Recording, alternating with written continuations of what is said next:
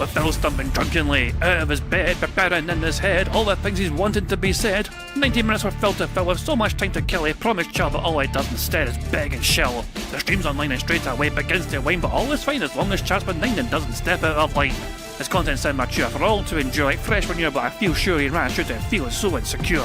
The money earned from yesterday was withdrawn and long gone, as Phil's spending impulse is always set to stay on. His support is also slow and stays so low and fails to grow. You never know, the show may turn into an easy bingo. Most things up across the board we charge toward because his code can't be ignored. Just how much DSP makes us all feel so bored. To help us fight or sleep and try to keep alert to watch it creep, we play bingo while Phil will bitch on why his sheep are also cheap. While DSP is chasing green, we're seeing green across our screen as Phil's routine predictability rivals our soul machine. He's not in burping, leaning, ban. It matters not if Andrew Fanner's chatters can't see if others make him feel less of a man. Takes a drink and slaps his leg before launching into a bike, pretending there for bills when truth is there to buy a wrestling JPEG. Talks about his shitty life of Clawless Cat and fatty wife and all his strife while forgetting that tits are well and they were right. With drama he will react, but as an actor it's a fact as he rehearsed to be exact in how he felt he was attacked. Three streams nearly over and a win is in sight, with little white despite Phil's delight that tits were not light. We'll say alright, it is okay, and now it's time for Phil to play, but first he'll say that tits will help from being off the other day, and with those words we win again. It's never if but always when the game is won, and thanks to that we made it to the very end.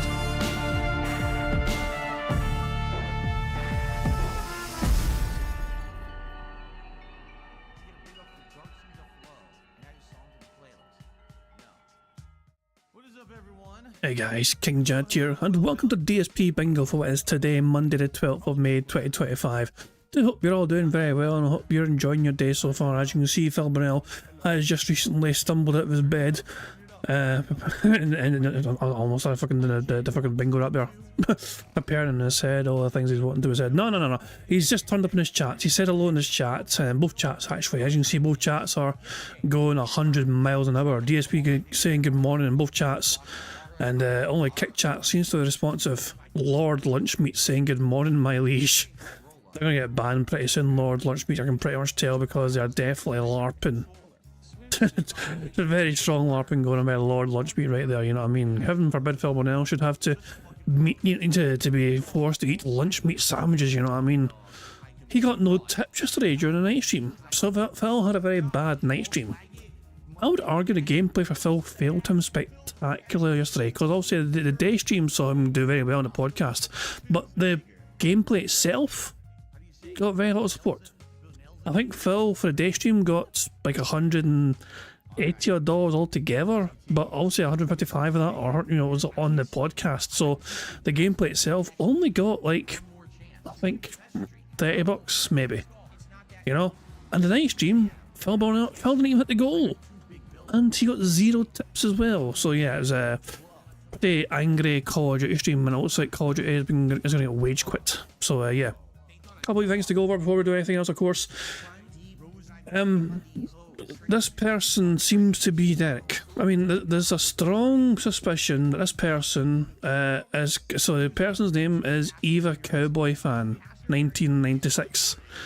And they were caught saying so liking an underage fictional character is different. So people are starting to suspect that this person is a Derek. And I just can't. I realise my own chat is blocking the name. So on the left hand side there, the chat, this user's name is in Phil's YouTube anyway, Eva Cowboy Fan 1996. Now Phil says hello to sometimes, Phil has talked to this person several times and shouted him out in stream, I mean, just, they see what it said in stream and talk back and forth from him. So, so it could be Derek. Some people are thinking this is Derek. Who knows, make up your own mind. Also, I love this screenshot here, so Sea Otter typing in another place. They were watching Dead Sea Scrolls last night. Apparently Phil's obsession with just looking at himself extended to putting his own face on his own desktop. Yeah. I think. Yeah, Phil's other monitor, as you can see, he's got his own face plastered on his own desktop. So Phil's obsession with just kind of looking at himself, it went as far, imagine putting yourself on your own desktop. Like, oh, what the fuck is... The ego is out of control, The ego is rampant and out of fucking control. Putting your own face on your fucking desktop. Jesus Christ, man. Oh, in fact. so a couple of wee clips as well. So it's a couple of wee Twitter clips, but then there's a compilation from all to show you from last night. So here's a little sample of things to come. Greediest, so Bland Polecat, for this wee clip here. Greediest streamer on the internet, ladies and gents. Can't we just watch the stream and enjoy without being consistently pestered about support and being shamed for it? No, in fact, you're getting banned right now. I'm not even kidding. No, now you're banned. Fuck off. $51 at a time. So Phil actually banned this person for asking just a simple question. Can you please stop, you know, persistently hounding us for money? And Phil's banned him for simply asking that. Very nice.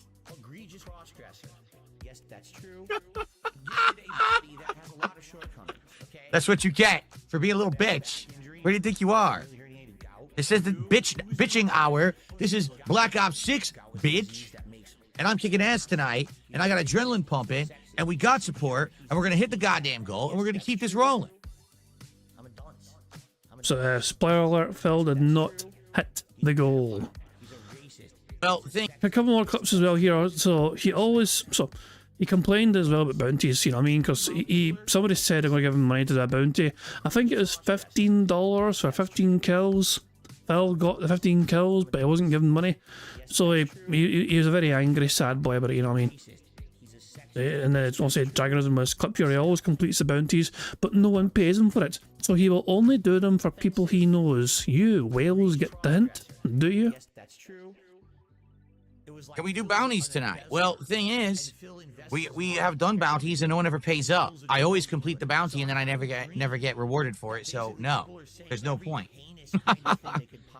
I would only do bounties with people who I know for a long time and trust. That's it.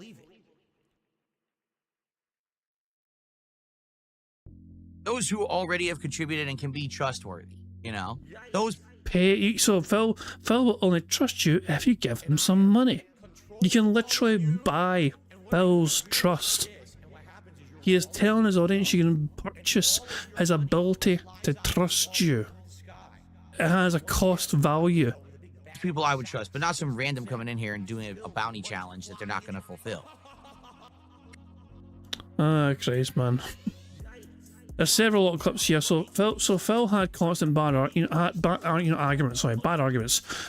There's 4 little videos here. Phil was complaining. In the first video, he was playing on 30 millisecond latency when Phil was doing okay. At least, you know, Phil thought he was dominating on 30 millisecond latency. The second video, Phil's got the same latency and he's blaming the lag for not winning. And the third clip, he claims he can't play properly because it's 40 millisecond latency. And then in the fourth clip, it's the same latency and Phil's a top player.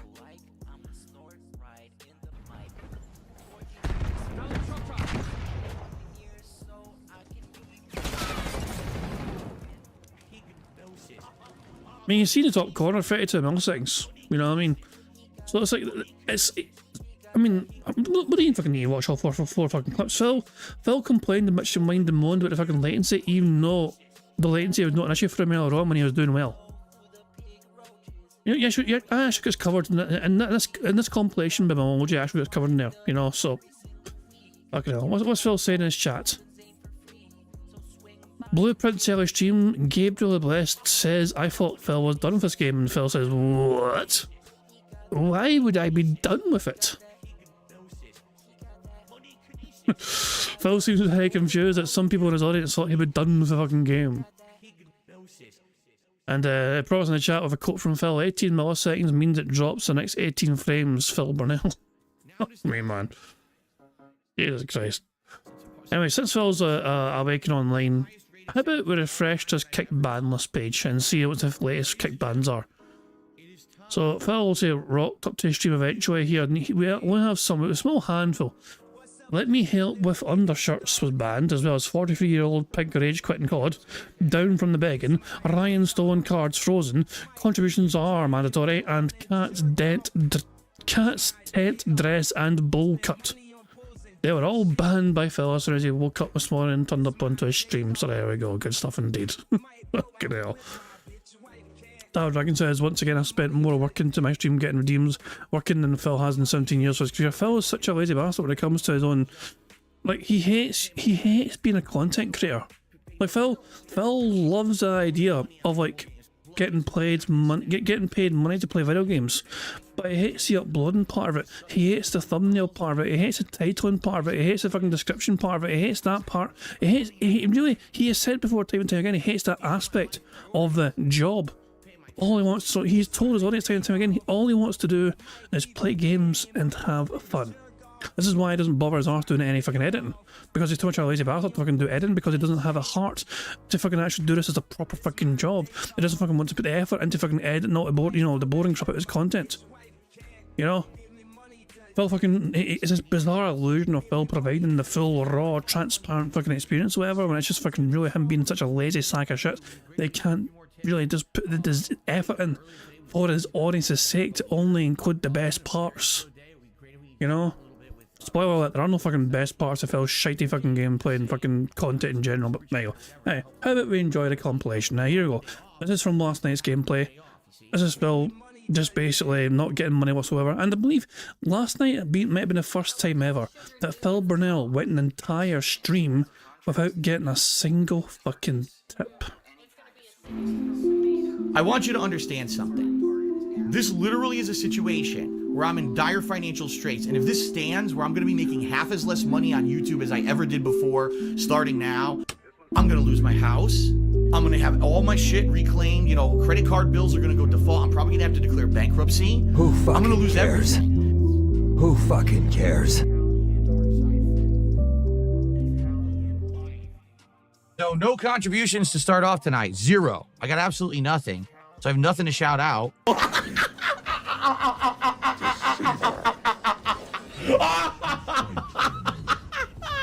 But there is nothing, no contribution from any direction to begin tonight's stream. That's not a good sign. We are only 2 goals away from DSP Tries It. So we're right there. If we hit the goal tonight and then we hit a goal tomorrow, it's DSP Tries It on after tomorrow's first stream, which would be superb if that happened. I would love to do that. So hopefully we can hit a goal tonight. Gamer Dad says he's going to send it over right now. He said $15 for 15 kills, and I got more than 15 kills. Will he do it, or is he full of baloney? We'll find out. Let's get some support, guys, please. Please, please. Anything. Appreciate it tonight. Super chats, super stickers, memberships, get the memberships, subs, get the subs. Was that a wee voice crack for him saying please? Support, guys, please. Please, please. Why? Wait. Why did Memoji have a picture of a fucking chicken show up as they said please? Or is that a sound of a fucking chicken mate when he's fucking begging not to get fucking deep fried? 15 kills. Will he do it, or is he full of baloney? We'll find out. Let's get some support, guys, please. Please, please. Anything. Appreciate it tonight. Super chats, super stickers, memberships, get the memberships, subs, get the subs or tips right now. Subs would be delightful. We had 0 subs earlier today on my first stream. It would be absolutely great. It would be absolutely great to get some sub support tonight from Kick. But anything appreciated. So far, just X Shooter. Let's get some more. Come on. You gotta be kidding me. You gotta be kidding me. That is a brilliant fucking edit. Like Phil's top best gifters of the week, and there's none so far. If you gave 1 subscription, you'd fucking be the top gifter on Phil's Kick chat of the week so far. Get some more viewers. How many viewers do we have right now? Absolutely pathetic. Less than 200 on YouTube and a measly 74 on Kick. We could do 74 on Kick is actually an improvement from Phil, because Phil's fucking Kick viewership has usually been pretty bad, between like 40 and 50. The fact he's up to 75 is actually a fucking very good thing for him, but he still said it's a bad thing because he wants more. better than that. Let's get it, but at least 1,000 viewers here tonight. Let's go. 1,000 viewers on each. I want 1,000 viewers on YouTube, 1,000 viewers on Kick right now. Let's do it. If people want to cheer, they could cheer, but I don't want them to have like pressure. Oh, we didn't hit the goal tonight. We didn't hit the goal this tonight. is a good clip. Plus, the other thing is, and just being honest, people are so fucking nosy up in my business and shit that if I had a goal every night, they'd say, oh, look, Phil made this much on this night, and this much on this night, and this much on this night. Now he says he needs money to help for taxes. Oh, Phil's a greedy motherfucker. Huh? No, this is before Phil actually had goals on his fucking streams. And look at, this is what I'm saying. Past Phil makes current Phil look like a fucking bitch, more a bitch than usual. You know, you got to wonder, would this version of Phil fucking, want to throw himself off a fucking cliff in Minecraft if he saw current day Phil? You know? Because the way he fucking dismisses the whole thing of, you know, oh, these content creators that fucking have these fucking goals set up and fucking just asking and begging for fucking money and all that shit. And, like, Phil, as I'm saying, Phil has become the very thing he's claimed to ever fucking hate about content creators. Every single fucking thing is bitched and whined and moaned at about what they've fucking done. He's fucking done himself and adopted like the fucking flashing RGBs and the fucking, you know, PC gaming stuff and whatever, multiple webcams, you know, and the goals and celebrations, all the alerts, whatever, interrupting the fucking gameplay, whatever everything he's fucking ever claimed to fucking say is wrong with other gaming content creators, he has become himself. Mr. I'm different from everyone else, fuck off. How do you spend all this money? So I don't want to deal with that shit. Yes, of course, Copium, the $15 bounty guy lied. Of course he did. They all do. No one ever does real bounties with me anymore. People used to love it. They would challenge me, and then I would try to play real hard and hit them, and then they would reward me. No one does it anymore. So I play hard. I complete every objective that people want, and then I get nothing for it because these people are scumbags, you know? So it is what it is. That's why I don't even care about bounties. I don't even ask for them or nothing. There's no point. People never come through. Big Bane did a super chat and said, I'll give you $200 to do 25 push-ups non-stop. Okay, ready? Here we go. Oh god, the push-up scam. Woo! I did 25 real push-ups on my floor. I actually did. I actually did do them, but there's no way you could see it because I can't aim the camera to look over there. But so before this continues, of course, Phil has admitted, so what was it? I think it was Kino. I think Kino got him to admit this. He never done the fucking push-ups. But Phil was, so keep in mind, Phil admitted he didn't do the push-ups later on. But listen to what he said at the time. I actually just did do 25 push-ups. Whew. By the way, if you guys haven't noticed, there hasn't been $200 tip. The guy was a liar. I fucking go and do the push-ups and he says, oh, yeah, no, bullshit. You said do the push-ups. I did them. And now you're not going to fucking, you know, you're not going to do it because you're an asshole, basically, you know. You're lying. You're a dishonest person. It's fucked up. Big Bane, sorry, that's not how it works. You said do 25 push-ups. I literally immediately hit the floor and did 25 push-ups. And now you're saying, oh, well, I want you to rotate the camera and set it up. Fuck you. No, I mean it. Fuck you. You didn't say any of that at first. You don't get to change criteria after it's already done. That would be like saying, I want you to go do this job for me. Someone immediately does the job and they say, oh, I actually wanted you to do the job with this criteria. Go do it again. No, that's not how it works. We had a verbal agreement. You failed to live up to the agreement, so go fuck yourself. Thanks for the super chat. Good fucking game. We've taken the lead. Stay on target. Enemy stun. What? So where did he spawn? He spawned behind me again.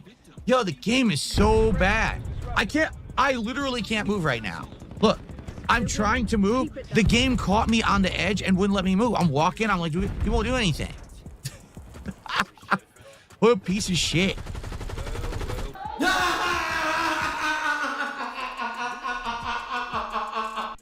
I'm not buying any skins, Clyde. When I have one contribution all night of $5 so far, and we're half an hour into the stream, I'm not spending any money on the game. I really hope it picks up, guys. You guys usually like Call of Duty. This is my only Call of Duty stream of the week, because we got so much other new stuff coming out. All right, and we're only 2 goals away from hitting DSP Tries It reward. I hope that we can do it tonight. Let's hit a goal. All right, one more match, then we'll split the part and we'll do another hour tonight. Come on, guys, let's get some support. Right now, we're only at $26 or something like that, but we're only 2 goals away from DSP Tries It. Let's get support for Call of Duty, especially because this is the only Call of Duty stream this week, and I'm serious about this now. Let's get a sub over on Kick. No support on Kick tonight. Like, what is going on? Let's get some support on Kick tonight, guys. Let's get at least a single freaking sub from Kick tonight. I have to please you? Well, I'm doing good every single match. Like, literally every match I've done well. Kicking ass, doing all the dailies, and getting good kill-death ratios, top of the leaderboards. What do you want me to do? What else could I possibly fucking do? Oh, hi. Stop begging and get a job. All right, thanks. I hope you're enjoying. I'm kicking butt tonight. Like, really, I'm mowing through. I am mowing through these characters. Who fucking cares? And I hope that you're enjoying. Please support the stream. We are officially halfway through the stream, and it's only like 20-something bucks to support. All right? We actually had a really good stream earlier today. We've had great supported streams for the last several days that I streamed. I don't want to have that end now tonight on Sunday night when we're only 2 goals away. If we hit the goal tonight, that means likely tomorrow we'll hit the goal day stream and we'll be doing DSP Tries It. All right? So please support the stream. We're at 29 bucks. Come on. Let's get, again, I can't believe, are we seriously, I gotta say this now. Are we seriously going to go an entire day with not a single piece of support from Kick? Not a single sub from Kick tonight? Reminder, Phil gets paid for views on Kick. So technically people watching him on Kick is supporting him. At all. None. Zero. That's nuts. If that's the case, that's nuts. Now we're going to get none. Let's get one sub on Kick right now. That would absolutely be insane. I'm not going bald. I've had this problem with my hairline since I was young. Like, I'm not even kidding. I've always had a hairline issue. If you take a look, this whole side of my face is not even with this side. It's always been like that my whole life. I was born that way, okay? I've learned to deal with it, and it's all good. I don't need to be some fucking Adonis model. I'm already happily married, okay? I don't need to look like fucking John Stamos for all of you on a gameplay stream. So you can stop worrying about my looks so much. People who are saying dumb shit in the chat, like, you can stop worrying about that right now. My hair was literally never even my whole life. Middle of my head. Hey, that doesn't make sense, because didn't you blame your mother for fucking combing your hair a certain way? Making your hair look all fucked up in one side. And goes like this. It's really fucking annoying. Because I never had that issue in my entire fucking life until I started wearing headphones all the time. And now that I wear them all the time, it, like, is a persistent issue. And I don't know what, like, for example, let's say you're someone else who has to wear headphones all the time. How do you solve that issue? Right? I don't know. Let's see. We did finally get a sub. It's from It's a Me Marcula. Thank you, It's a Me Marcula, the first sub of the day. So now we can at least say we did not go, we can now say we did not go a whole day without any support on Kick. So there you go, Marcula. Oh, man, that's sad as shit. Oh, man. And Rod needed a $10 super chat, 10 bucks for Rogaine, joking Phil. I'm pretty sure Rogaine's way more expensive than 10 bucks, isn't it? I mean, I don't know. I never got it. I probably never will. But Nice save, Bill. Pretend to fucking know the price of Rogaine and say, oh, I wouldn't know though, I've never bought it. I'm pretty sure, even though I've never looked into it, and I don't do that sort of thing because I don't dye my hair, apparently. the most annoying part of having a hairline like this is that if it were even on both sides, it wouldn't matter. But instead, I have more hair here and less hair here, and it's fucking annoying because it's uneven. If it was even on both sides, it wouldn't matter, right? So maybe I should take my own razor and shave the other hairs. Oh yeah, Phil, please, I have a razor and just fucking throw it about your fucking face. Although it would be terrible if something happened. Oh, for God's sake, no, I don't want to complete a fucking thought. It's too dark. Yeah. Shave it over there. Then people won't mention anything. Then I'll have like the Dan Aykroyd hairline, right? Or the Bill Murray. Are you going to say the fucking Bill Murray because you're obsessed with fucking Bill Murray and you think you're fucking Bill Murray and you think you look like fucking Bill Murray? Like, Phil, you blamed your mother before. Yeah, fucking fucked up hairline. Don't say you're fucking born that way because you fucking blamed your mother combing your hair until you're 17 or something. Bill Murray hairline because they have like this similar hairline. That's how I used to look when I was in like elementary school. Yeah, see, this is the clip. This is the clip. Phil blaming his own mother for how his hairline is fucked up because of how she combed it for him. Okay, let's play it some full context. I don't want to interrupt it because I wanted to. Let's see. Do I remember the story right? Or the Bill Murray hairline because they have like this similar hairline. That's how I used to look when I was in like elementary school. My mom used to comb my hair like that. But actually, the truth is, that's why my hairline is much less on one side than the other. Because all the way until I was like maybe 16, 17 years old, my mom always did my hair like that. So the best part is the following day, people fucking called him out for his mother fucking brushing his hair for him until you were 16 or 17, and he said that he didn't say that. Like, there is literal video evidence of Phil saying that Phil's mother, him saying that, you know, she used to fucking do his hair like this until he was 16 or 17. Brushing his hair like that. And the following day, people fucking said, bro, like, seriously? And he denied it. The following day, he denied it. Said, I didn't say that. It's detractors are making things up. Is it a context? because she always parted the hair there, it actually fucked up my hairline. And that's why, right, that's exactly where my part was, right where my hairline's fucked up. You see? Can't we just watch the stream and enjoy without being consistently pestered about support and being shamed for it? No, in fact, you're getting banned right now. I'm not even kidding. No, now you're banned. Fuck off. Very nice. That's what you get for being a little bitch. Where do you think you are? It says the bitching hour. This is Black Ops 6, bitch. and I'm kicking ass tonight, and I got adrenaline pumping, and we got support, and we're gonna hit the goddamn goal, and we're gonna keep this rolling. Nope. Well, the truth is, if a Cowboy fan, I don't care. If a Cowboy fan says, I think you look decent, it's better than like LTG who turns off his camera constantly. Oh, and that part, that's the guy that's Derek. That's the guy that's a part, that could be Derek there talking under a fucking sock account. But we still don't know that for sure yet, but there is suspicions. I don't care. I don't actually care how I look. What annoys me is when my hair sticks up in the back of my head. I hate that. That actually bothers me. But outside of that, I don't care. I know that I'm 43 years old and I'm not a fucking model. Who fucking cares? Who fucking cares? Is Phil's stream like live yet? Is he? Hold on. Oh, he's about to go live now, so I can put him on pause right now then. Okay, Brian says, can anybody explain to me why so many people hate Phil? I can't come up with any reasons myself based on his content. Phil comes across naturally to most people, if you're like, uninitiated to Phil Burnell, of course, and you see, if you don't know Phil Burnell whatsoever, and you see some examples of him just outright demanding money, it comes across in a negative fucking manner, of course, you know. This is why Phil fucking hates the tractor clips, not shit, because obviously we fucking clip him at his worst moments. And the problem for Phil is that, you know, for people like me and you, we might have some really bad moments once every, but you know, like, we might have, we will probably have a bad moment in our fucking lives where we say something we don't fucking mean or whatever, once every, maybe once or twice a year, maybe, you know what I mean? Because obviously we're not, but for Phil though, he has a bad moment, it's like once or twice a fucking day it seems, where he says something fucked up and completely irrational, and it's like, what the fuck is wrong with you, you know?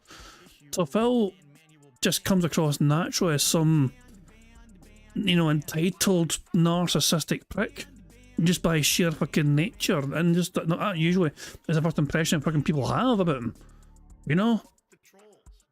So it's hard to fucking, I mean, it's hard to put a finger on why, but just the initial impression the internet gets in general from Phil Burnell is that he's just such a little cunt. An annoying cunt, some sort of fucking man-child who just fucking expects to be given thousands of fucking dollars per week just to play fucking video games badly. There's obviously lots of other gaming content creators out there, ones who aren't as fucking demanding towards their audience, ones who fucking put far more effort into their fucking craft, ones who fucking spend time editing their content, making their content more bearable to watch, more entertaining to fucking watch, and also ones who fucking do streaming as well. There's like Phil is nothing like, when you compare Phil to his competitors and rivals or whatever, Phil is nowhere near their fucking level. But he thinks he should be because he's been doing this for a long time. All Phil has essentially is longevity, and that is the only thing he's got to fucking hang his fucking hat on. The fact he's been doing this for a long fucking time. But most content creators have been doing this for a long fucking time and they claim to be fucking successful. I mean, look at PewDiePie. PewDiePie fucking started after Phil Burnell did. PewDiePie was apparently one of the many inspirations for PewDiePie to make his own channel. You know, because one of the fucking videos, you know, one of the channels that PewDiePie used to watch, at least briefly anyway, was Phil's channel. I don't think he was ever a fucking fan of it, but PewDiePie also fucking saw what other people were fucking doing and thought to himself, I can do that as well, and PewDiePie became one of the biggest content creators on the fucking platform when he was able to fucking retire with fuck you money. The fact of the matter is, Phil Burnell has been doing this for so fucking long, he should be far more successful than he fucking is, but he's not. He's been stuck in a certain fucking level for a longest fucking time. He hit a glass ceiling fucking many years ago, and he's not been able to fucking really, you know, capitalise and advance that because he just lacks the fucking desire to really... He lacks the desire to fucking embrace being a YouTuber. And he doesn't want to fucking be a YouTuber, you know what I mean? This is why he's fucking stuck in level 1, whether it's, you know, wherever you fucking spin it. The fact that he hates doing what he's fucking doing. Like, he likes to play video games, even though he doesn't really have a fucking passion for gaming anymore or whatever. He likes getting money for just sitting in his arse and just playing games. He loves that. But he expects more and demands more, and because it's not as forthcoming as he thinks it should be, then he's just going to bitch and whine and moan some more and remind his audience daily that he wants more from them. So it's just that Phil just comes across as a naturally entitled piece of shit, which is probably why most of the internet just kind of thinks he's a fucking dumbass. That's of course for the ones that actually know who he fucking is. Most fucking people, you know, if they're lucky anyway, especially the newer generation, you know, might not actually know who he is. And if I do sometimes envy the people, the generation that don't know who Phil Burnell is, because I'm not sure if I regret knowing. You know, I kind of wish ignorance is bliss, you know what I mean? And I'd be a lot happier, I think, if I never fucking found out who DSP was, you know, because that guy is such an annoying dick. I'm just a gamer. I don't care. And somebody tell DSP to get off my dick. This hasn't been the first, second, third, fourth, fifth person to send me something about this nigga DSP talking shit. Subliminally, listen. Me and DSP should even be mentioned in the same sentence. Somebody sent me a video talking about DSP says LTG is trying to avoid taxes. Click on a video, and this motherfucker that's been rocking a goatee for 20-something years. I don't know why the fuck you rock the same style of goatee for 20-something years. All right, guys, I want to play some more, so let's continue. But please keep the support up. You guys are awesome right now with the support, and I appreciate that. Let's get someone else on Kick to become a sub or gift a sub. That way it's not all on It's a Me Markula tonight. Let's get someone else to support on Kick, all right? Right now, if someone did 20 subs, we'd be good. We'd hit the goal. And I give you the OG badge and the VIP badge. We'd be good. Who's going to take the offer? Let's do it. All I was asking for was $100 in subs. Is but a pittance. Right now. Can I summon demons with my hairline? Not yet. I've been working on it. I think I'd have to make it more like a pentagram up here then, right? Like a pentagram. Maybe I'll get a pentagram tattoo. Like a fucking dentagram, you fucking dick. Look at all that moral support over on Kick. Wow. Amazing. Too bad moral support doesn't pay the bills. What the hell just happened with the camera? What are you doing? Come over here. Even the camera had enough of your pish. What a complete asshole. Watchdog Hilo incoming on your location. Hostile counter UAV established above. Great. Now we got a fucking chopper. Nothing I could do. Don't reward failure. So I was doing great. I was doing great until the No, you were doing great. you do. Don't reward. You were doing great, Phil. You were like mid. You were fucking mid. Doing great. You're fucking done hee-haw. And look who's on your team. Team name Snort. Cat is fat. They got 390 points. Just noticed that. Oh, so yeah, of course I was going to fucking blame the troll teammates. So I was doing great.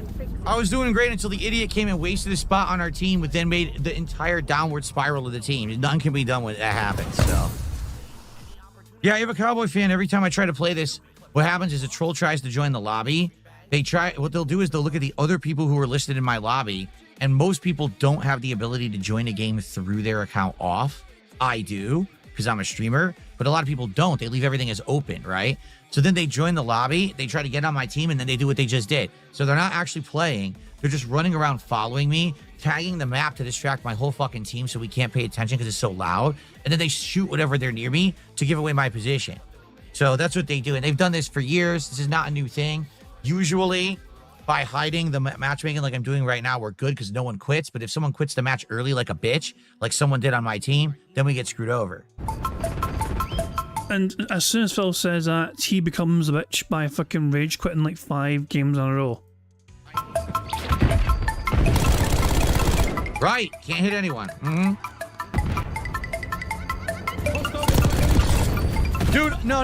Enough. He ran in the door. I aim and fired. He judders forward in a teleportation animation, looks up, and I'm instantly dead. Fuck this laggy piece of shit fucking game. Treyarch can literally kiss my hairy fucking ass. They have no idea how to make a video game. What a waste of time. So you're gonna put me in a match now with higher latency than everyone else and nothing ever registers? No, fuck you. Fuck you, you dumb fucking idiots who don't know how to make games. Unreal garbage. Oh, for goodness sake. Warren says I gave up trying to figure out why people support him a long time ago. Well, simply put, like, I've said this time and time again, some people look at Phil Burnell and they kind of see themselves in Phil sometimes. You know, obviously, I'm not saying, like, there are some people out there, like, who are probably, like, you know, I said, like, think of the people who weren't that popular in school, or people who might have fucking had a bit of been dealt a bad hand in life, whatever I mean. Like, just the ones that don't feel like they're fucking they're doing well, you know what I mean? The ones that fucking are constantly fucking down themselves, whatever, or maybe didn't have any fucking friends, or are just fucking a bit of a loner or whatever, or I'm kind of thinking, all kind of criteria. Think of Phil's audience. Think of the kind of usual fans he has. The ones that are kind of a bit not all there, you know what I mean, a bit fucking strange or whatever. I mean, Phil seems to attract a certain type of person to his content because they look at Phil Burnell, who's also fucking looked down upon, who's also fucking ridiculed often by many, you know what I mean, often been seen as a fucking figure of fucking fun to, you know, to mock or whatever, and yet they look at Phil and they see somebody who manages to still make money anyway, you know what I mean, he's successful playing games. I want to be like Phil Burnell because he gets to fucking play video games and he gets to make money and he's in his own little private community and he's got a wife and he's got a cat and everything. Like they look at Phil. He's like a champion for them, you know what I mean? He's like a beacon of hope for the hopeless. So that's probably why Phil, and Phil embraces that. Why do you think he fucking talks about we need to hit the goals, we need to fucking do this, we need to do that? Because he fucking basically fucking embraces that fucking source, you know, audience. And fucking turns obviously, and obviously, because his audience are so fucking out there and bizarre anyway, they naturally get the attention of, you know, detractors and trolls and like, oh, look at this creepy bastard. Derek is fucking, you know, perving on fucking, you know, kids or whatever. And you got fucking Darjak who likes to fucking, you know, fucking dragons or whatever. So that's what I'm saying. Like, these guys, these people in his audience also get attention because obviously they're supporting the film because they're so fucked up and weird in themselves. And so Phil embraces that sort of fucking thing and turns into some sort of we thing. I'll protect you guys. Our community, we'll stick together just as long as you support me. You support me. We can beat the trolls together by you guys supporting me financially. It's honestly, I mean, the word cult is not a strong enough word to describe how Phil operates his fucking YouTube channel. It is not a strong enough fucking word. You know, it really isn't. And like, it's unbelievable, you know what I mean?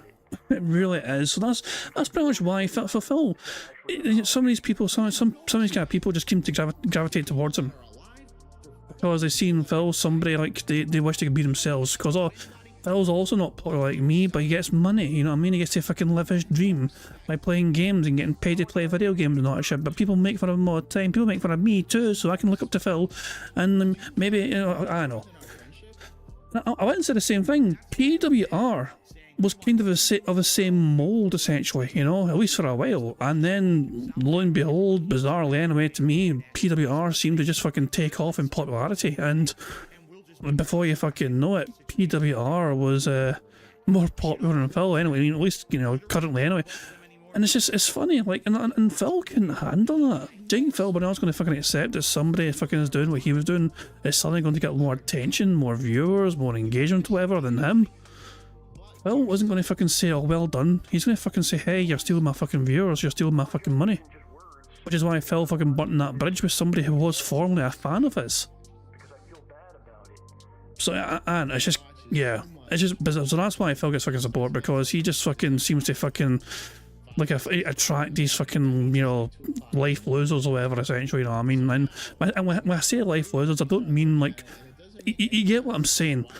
I have yet to fucking encounter a perfectly, you know, normal seeming DSP fan. They all seem to have something a bit fucking not all there, whether it's fucking mentally or whatever, or some bizarre fetish or just whatever, you know what I mean? I've not yet encountered one fucking particularly normal DSP fan. The hunt continues.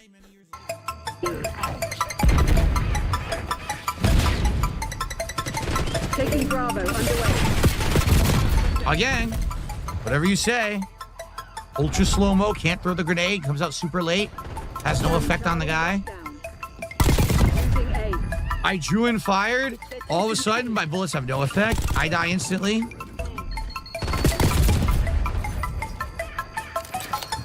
3 in a row. Just going to keep quitting until they stop giving me skill-based matchmaking and putting me in laggy matches. So it might be 4 or 5 I have to quit out of. Seriously. I'm waiting for them to cut the shit and let me play the game. They're not letting me. 3 in a row, all laggy matches. Fuck this. There's no such thing as a bot lobby, you incredible fucking dunce. There's so many people playing this game, there aren't bot lobbies. Bot lobbies are for games that don't have players, you idiot. Again, the game literally lagged, skipped frames, then I was eating bullets and I was dead. It didn't even show anything, I was just already skipping around. Great.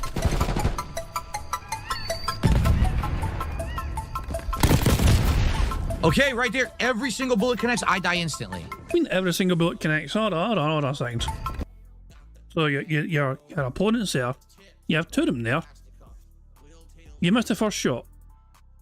One registered there, but they're shooting you, and the person behind them's also shooting you. There's a third person at the door. Well, you're being fucking lit up by 3 people at once. You shot that person in front of you twice. And you shot somebody back there as well once, I think. Just by sheer dumb luck. But nah. No headshots for you. And it's 3-on-1, Phil. One more time. Okay, right there. Every single bullet connects. I die instantly. Does it make sense? Dude, what? I got the drop on him. How did you get the fucking drop on them? So, you really got the drop on them, eh? So, you shot the ground behind them, then you shot the ground behind them again, then you shot the ground behind them again, then you hit them once or whatever, but by that time they're just sitting there crouching, and they're laying into you, doing more damage to you. So you've hit them like 2 times or everything, but they fucked you up. Dude! They fucked you up, Phil, because you fucking spent the first few shots aiming at the fucking ground behind them. They were crouched, waiting, prone, and their shots are more accurate. What? I got the drop on him. I hit him first. Again, look, 33 milliseconds instead of like 16, so now no one dies. Why is the game so fucking bad? Are you kidding? He went behind cover, then his bullets killed me when he was in cover. I'm just gonna quit again. Until I get a good match that's in the teens, there's no point in playing the game. It's a piece of shit. I'm sure there's a joke in there about Philip punting teens, you know what I mean? It's Liana all over again, I don't know. Until I get a game in team connection, there's no point in playing a match. All these 30, 40, 50 millisecond matches are just completely laggy as shit. What a bunch of assholes. I'm supposed to do something about that, huh? What exactly would you like me to do besides die?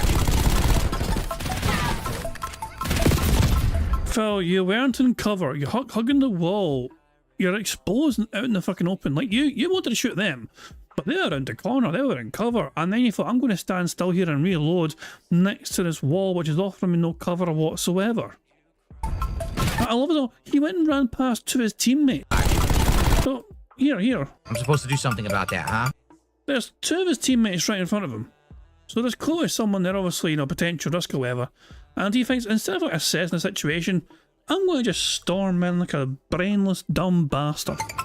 What exactly?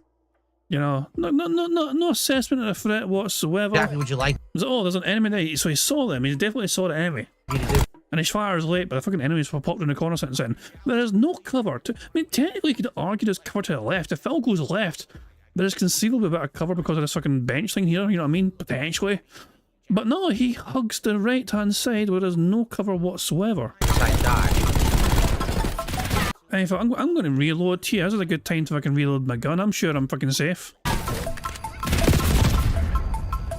Dumbass. Okay, waiting again. Let's see if I can find a match. That's 4 in a row that were all awful.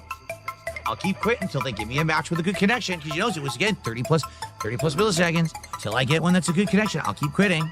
I don't care about fucking win-loss ratio. I don't.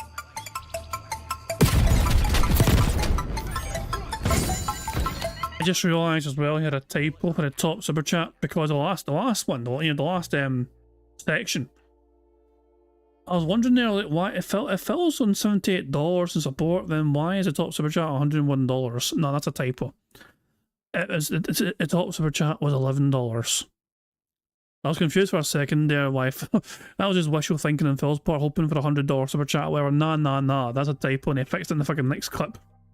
As you can see, there it is. The top super chat $11.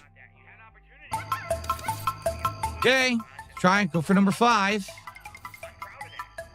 Let's go for number 5. Can we get a working match? That's for 4 in a row that didn't work. All right. Well, guys, last couple of matches. Last chance to support and let us hit the goal, but at this point, I'm not even going to mention it again because I don't think we're going to. Frustrating night with the game running like shit. Bad connections. Team deathmatch. Neutralize all threats. Cry more, Phil. Just fucking cry more, you sad wee bastard. So yeah, that's a compilation of Phil's bad night. Holy shit, this is uploaded 13 hours ago and it has 27,500 views already. Holy shit, man. Memology is a fucking perfect example of, like, so he takes Phil's content and he makes it more entertaining to watch. You know?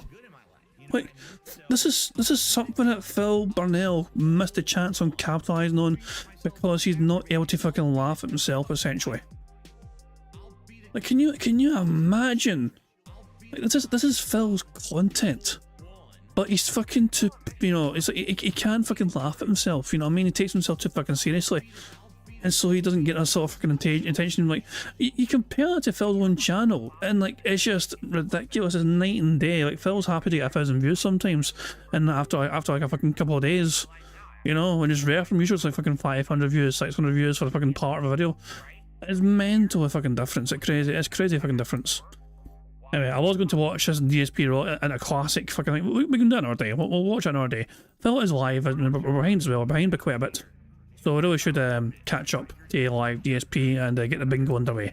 So let's make sure, of course, that we're on 1080p. Let's, of course, make sure as well we're on 1.5 speed. Don't fucking make that same mistake as last time, you know, I fucking started bingo and it wasn't 1.5 speed. That was awful. But anyway, it is time for some bingo antics, and of course that means we need to have a bingo number for our bingo card. So the second number in chat I see today will be the number I picked for today's bingo card. The second number. Not the first, but the second.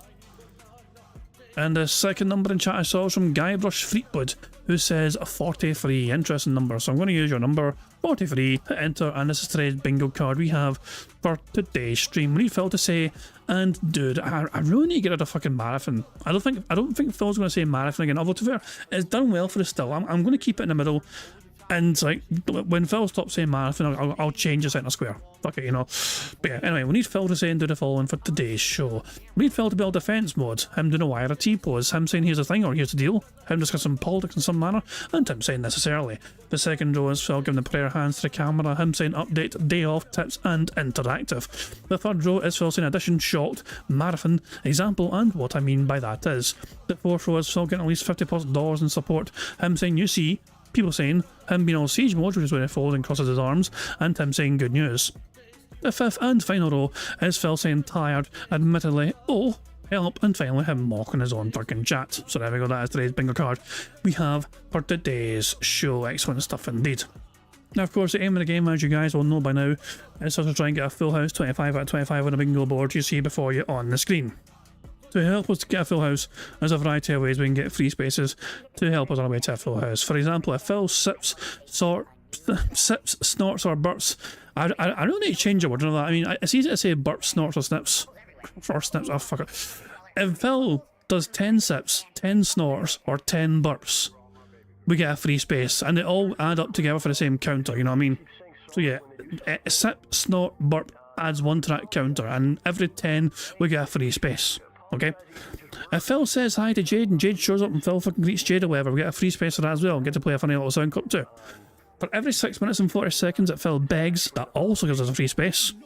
For every 5 new or rejoining members we have to the bingo streams, that too gives us a free space. And finally, in my opinion, the best way for us to get free spaces on the bingo board, if we get 50 likes on this bingo stream before we finish playing bingo, that gives us 1 free space. If we get 75 likes on the bingo stream before we finish playing bingo, that gives us 2 free spaces. And if we manage to get 100 likes on this bingo stream before we finish playing bingo, not only do we get 3 free spaces, but you guys also get to enjoy the Bubbles animation made by the supremely talented Pixar Animations to celebrate the 100 likes on stream. So you guys are in full direct control of some of the ways we can get free spaces on this bingo stream, but the rest of the ways are controlled by Phil and his bizarre body functions, as well as him begging like the little bitch that he is.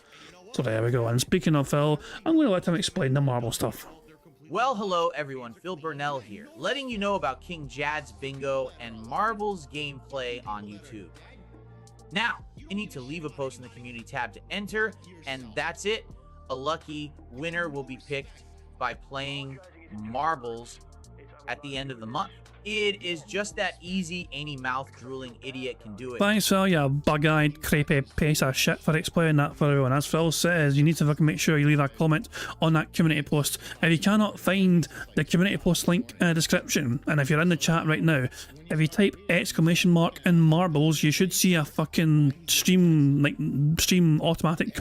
I'll demonstrate it. I'll type in exclamation mark marbles, and there should be a link popping up in the chat, giving you a link to the fucking marbles page. There you go. Stream Elements, that's what it is. Stream Elements fucking bot thing. You know, comment in this community post and ensure you have a marble. There you fucking go. And obviously, the marble is good. So obviously, we want to have a marble. It's good to have a fucking marble in place, so you got a fucking thing locked in when we're having the fucking big marble race at the end of the month. But having it locked in sooner is a good thing as well, because the more marbles we have, the better chance we have of adding some more bingo prize for money. Why? Because every single Friday, after bingo's all said and done, we pick 3 very challenging marble courses to try and complete. And if we complete any of those fucking courses, for each of the 3 courses completed, we had $10 to the bingo prize fund. And also to increase our chances of winning those very challenging courses, the more marbles we have, the better our odds are. So if you're not yet fucking left a comment in that community post, do it as soon as possible. You know? So there we go. As I said, the bingo prize fund made up of a variety of different things, as well as we'll say winning bingo. Winning bingo adds $10 to that bingo prize fund. Every Friday, of course, as well, as I just said, they were doing marble races, and completing any of those challenging marble courses adds $10 as well to that bingo prize fund. A quarter of the money I make on YouTube every single month also goes towards that bingo prize fund. And finally, tips. 100% of tips I get, no matter how big or small, goes right towards that bingo prize fund as well. So there we go. That's all the ways that is made up. Now, I think I've covered all the bases. The only thing left for me to do anyway is just to press a random Scottish soundboard button to send us off into battle once more. Titanic, motherfucker! Jesus Christ. And there you go. On that note, it's time bingo. Good luck everybody. Here we fucking go. He forgot to unmute himself? Wow. Or Raw felt it? I don't know if it's a raw fill thing or... Jesus Christ. Phil. Phil? YouTube doesn't care. Illegal, immoral. His microphone's not working. This is insane. Dumbass. Fucking toxic. Cuck life. It became a meme, right? The meme was to hate on me. I think we can hear him now. We can hear his mouse clicking. But over the years, Wait. are you shitting me how I've changed, like how different I am now? What is going on, Phil? Fucking legitimate you could do. With the shit these people say and do, the insane amounts of slander Phil? Phil? Phil? legally or otherwise, there's no way I could even dispute Prophet, go save Phil. He's having tech issues. the insane amount of it that they say. Testing. Oh, damn it. He fixed it. Okay, is it working now? So, this microphone had a firmware update last night. First one it's had since I've ever bought it. And apparently it decided to unmap it in OBS. So I guess we gotta do the intro over. Jesus Christ. I mean, that's not unusual. Sometimes that happens to me as well with OBS, whatever. Like, sometimes my OBS won't recognize my microphone because some update happened. You know? And I won't recognize that until Bingo's at the beginning. I was like, wait a second, I can't hear myself. Yeah. So you really do need to fucking stay on top of these things and check to make sure the fucking microphone levels are still there. You know what I mean? Like, you know, even if you're on fucking mute, you know what I mean? Like, just make sure the fucking mic levels are showing up, whatever. But that's Phil just assumed. See, I can get away with not doing it. I'm not a fucking professional. I'm a bumbling amateur. Fucking does this for fucking fun. Phil, though, is an apparent professional and he relies on this for his fucking livelihood. You know what I mean? This is his literal fucking way to fucking live and pay the bills and feed his family. And this is the effort he puts into his craft. You know what I mean? So, oh god, is he seriously going to fucking restart the entire fucking start? I don't know why it unmapped it in OBS. In Windows, it's still set as the default device for audio capture. It makes no sense whatsoever that it would not have been selected in OBS. Okay, time for a do-over. Burger. He is actually starting again. I don't see how he's going to fucking play it. Oh, for God's sake, really? Really? So, well, fast forward again. Wait, he's playing... Wait. Oh, for God's sake. Fine.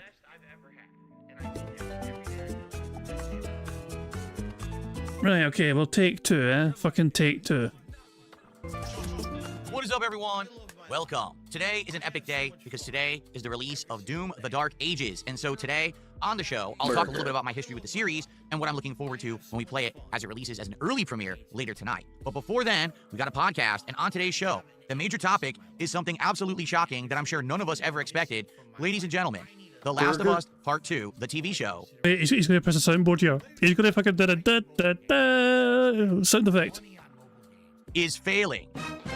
Holy crap. How did I know? How did I know Phil was going to play that sound effect? It's like, I just see these things. I guess I'm clairvoyant. I see the future. You know what I mean? I don't know how I fucking managed to understand that Phil was going to fucking press that particular soundboard button. How on earth did I fucking manage to figure that shit out? Crap, no way. I never would have expected that. It's totally out of left field, right, everyone?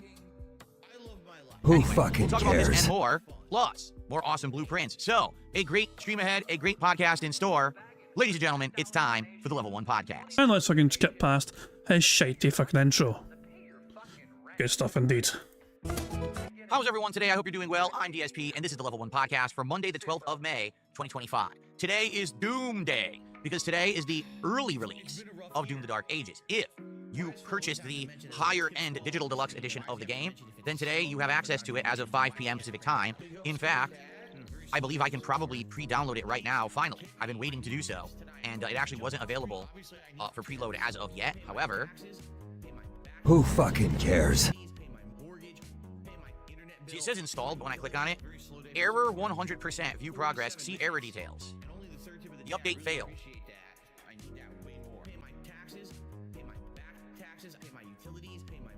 It's literally giving me the update failed over and over. I'm just going to delete it then, uninstall and reinstall it.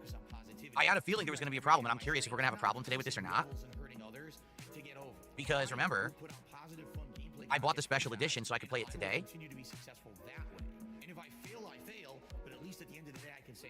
And I don't know if it's going to work or not, because it seemed to glitch when I bought it, and everyone was like, "Oh, don't worry about it."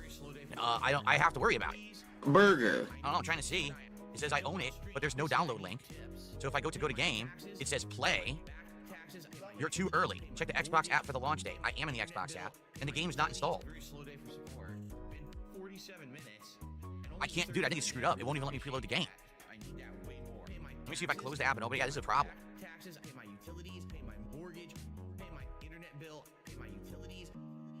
It's playable as of 5 p.m.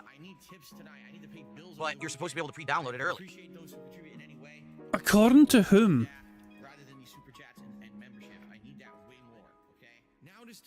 Yeah, it says play, as if I could play it right now, but it says in 2 days. Which is bullshit, because I bought the special edition. Here it is. Yeah, I don't know. I might be screwed. This thing might be all messed up. And I'm going to be pretty upset. Who fucking If it cares? doesn't work when I spent extra money on it. It says 1 of 3 editions. There it is, premium edition. Go to game. And I click on it. Play install. This is a bundle with multiple options. What do you want to play? The regular edition or the DLC, the skin pack, the Slayer skin, or the art book? I guess the art book and soundtrack didn't install, but the other things apparently did. Yeah, this is all messed up. The way they did it is so stupid. I don't know if it's going to work. I'll show you what I mean. Ready? Sorry, because Who fucking cares? actually do this. So look, Doom: The Dark Ages Premium Edition. Look at that. It's available in 5 hours and 18 minutes time. It's almost like he's trying to install a game which is not yet available to install. Right? 5 hours, 18 minutes, and it says play install. Pre-order $99.99. Why? I already have it. Why would it have a pre-order button if I already have it? Right? And then play install. Look at this that pops up. So I guess maybe it'll work from that link. I hope so. I hope it'll work from that link, because I paid extra to play it early today so that we could play it days early. Who Why? fucking cares?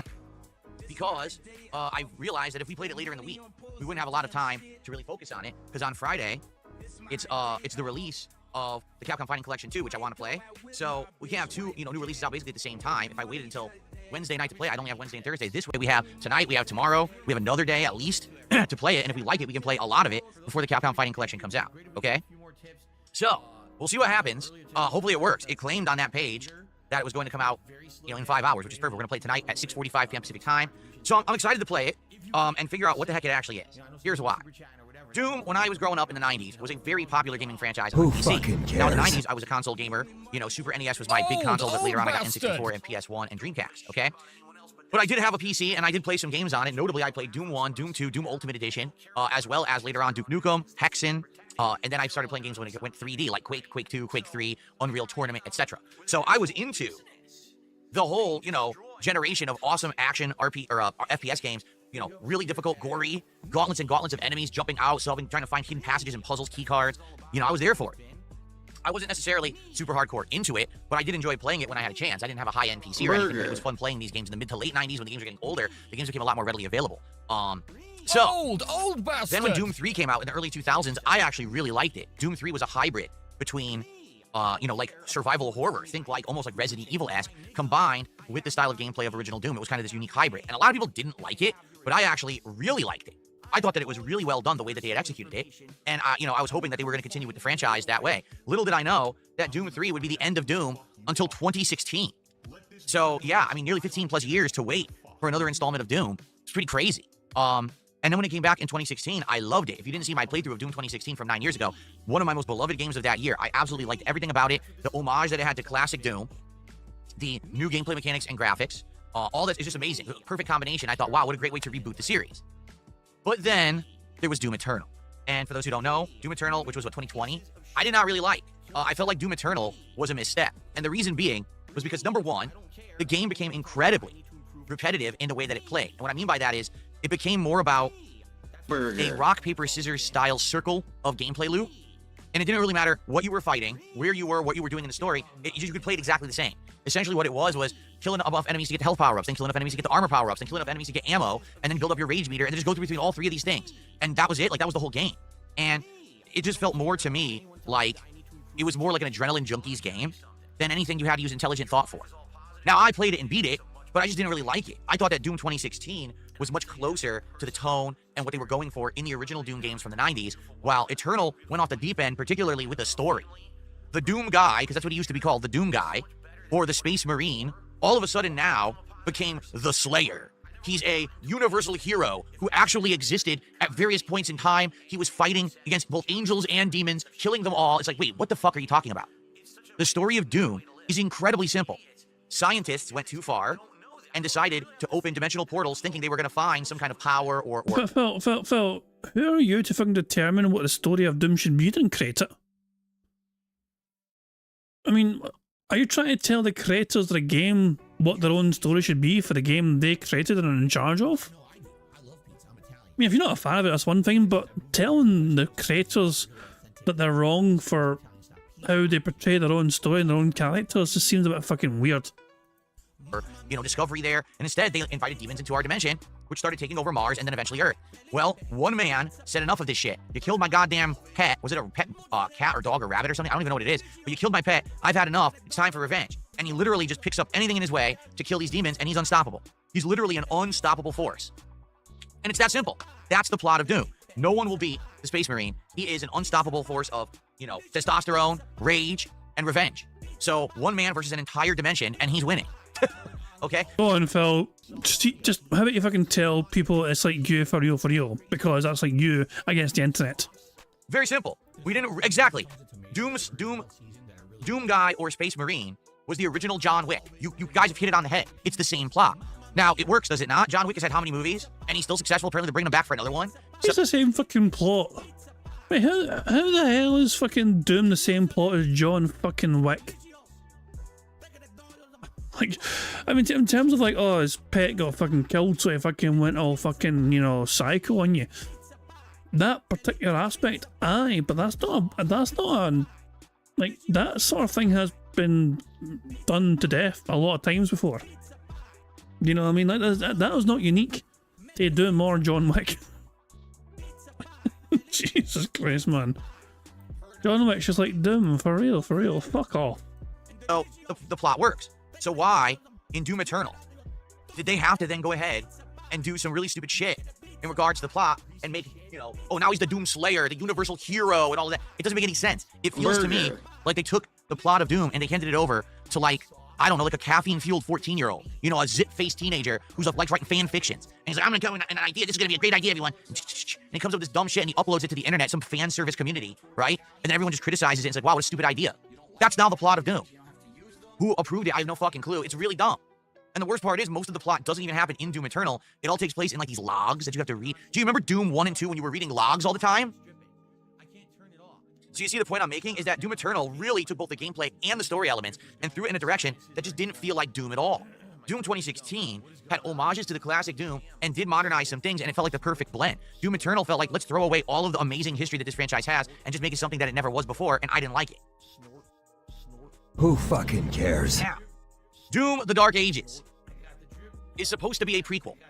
Oh boy, you guys know how much I love prequels, right? Okay, hold on. I cannot ignore that face. I can't ignore that face. Hold on. Hold on. I need to go to live DSP for this. There's no way. There's no way. Hold on to things. I need to go to DSP gaming itself for a shit, but that fucking face he just fucking pulled there. Bear with me. Bear with me here. People did. Shut up, you fucking dick. There's thumbnails to be gotten. So, how far am I behind live DSP? Hold on 2 seconds. No.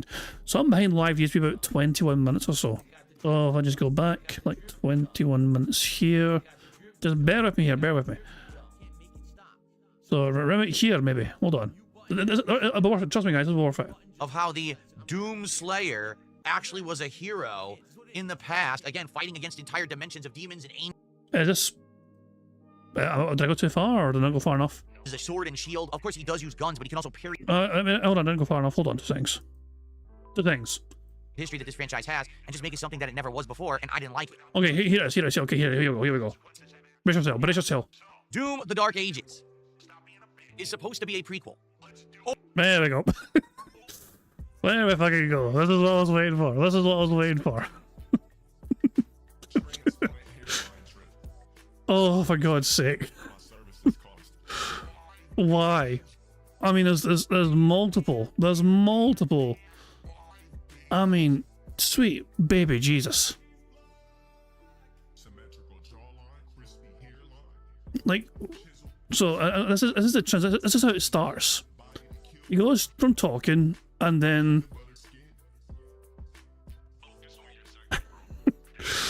there'll be a lot of screenshots this day. Hold on. So that one right there is one. We're going to have this one right here. Hold on. There's going to be a couple here. Bear with me. Just bear with me here. Also, I feel like his tip bar at the bottom is very intrusive to thumbnails today. So there's one. there'll be more to follow here.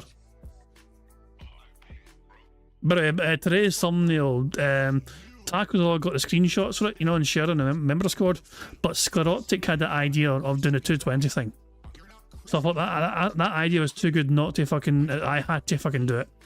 I had to fucking go with the 220 thing that Sclerotic fucking came up with. And use that for the fucking thumbnail. So there we go. We have, so hold on. I'll throw this in the member. So member card gets stats. But let's see if there's more. There could be some more gold dust here. Let's see. Let's go forward a few frames. Because he goes all weird with the fucking the hand as well. Hold on. Can we get a shot with him doing his face with the hands in a good position?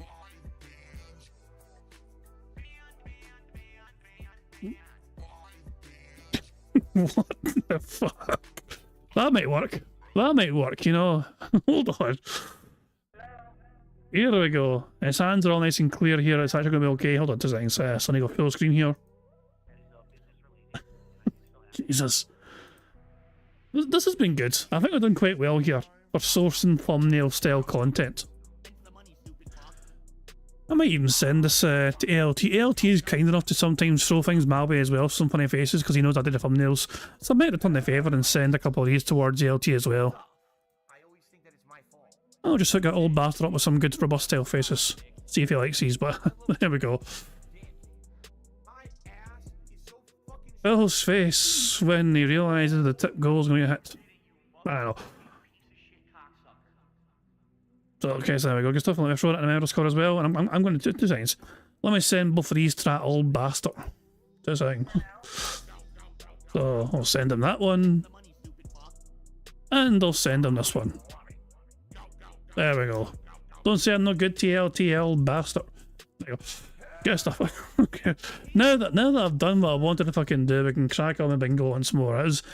I had to make sure that I had to source some good prime fucking thumbnail style content, you know what I mean? But now we're back to business, so let's crack on and continue with the bingo. It's supposed to be a story of how the Doom Slayer actually was a hero in the past, again, fighting against entire dimensions of demons and angels and all of this crap. So this is supposed to explain that, all right? And this is supposed to be a story where he's kind of like a knight, and he uses a sword and shield. Of course, he does use guns, but he can also parry bullets and do crazy stuff. The way I see it is, it can be fun. It could work. It could also fall flat on its face and suck. But I want to judge it very fairly. I'm going to be playing it on PC with keyboard and mouse as opposed to a controller. Who fucking cares? And I hope that it's going to be good. Really, I do. We're going to find out tonight. I paid extra to play it early so we could play a lot of it this week before all the new releases came out. And I certainly hope that it's going to be a good game and we're all going to enjoy and have a great time together. Can't guarantee that, but I'll tell you, I'm going to do my honest best tonight on my late stream to try to enjoy it and make this an entertaining, you know, thing. Maybe it's one of these things where I just got to stop caring and instead just say it's like a popcorn movie, unplug your brain, don't think too hard, and just, you know, murder giant armies of monsters and enjoy the gameplay and the visceral nature of it. And if that's the case, I guess that's what we do. All right? So, you know, if I don't go into it with the wrong mindset, maybe I'll like it more. When I went into Doom Eternal, I was totally expecting, hey, Doom 2016, but maybe, you know, advancing the plot and some upgrades. And it wasn't that at all. It literally playing Doom 2016 and Doom Eternal, it feels like two completely different games. So, what will this one be? I guess we'll find out. All right, as you can see. I mean, they are two different games, Phil. Isn't that a good thing, technically? Like, why would you want to fucking...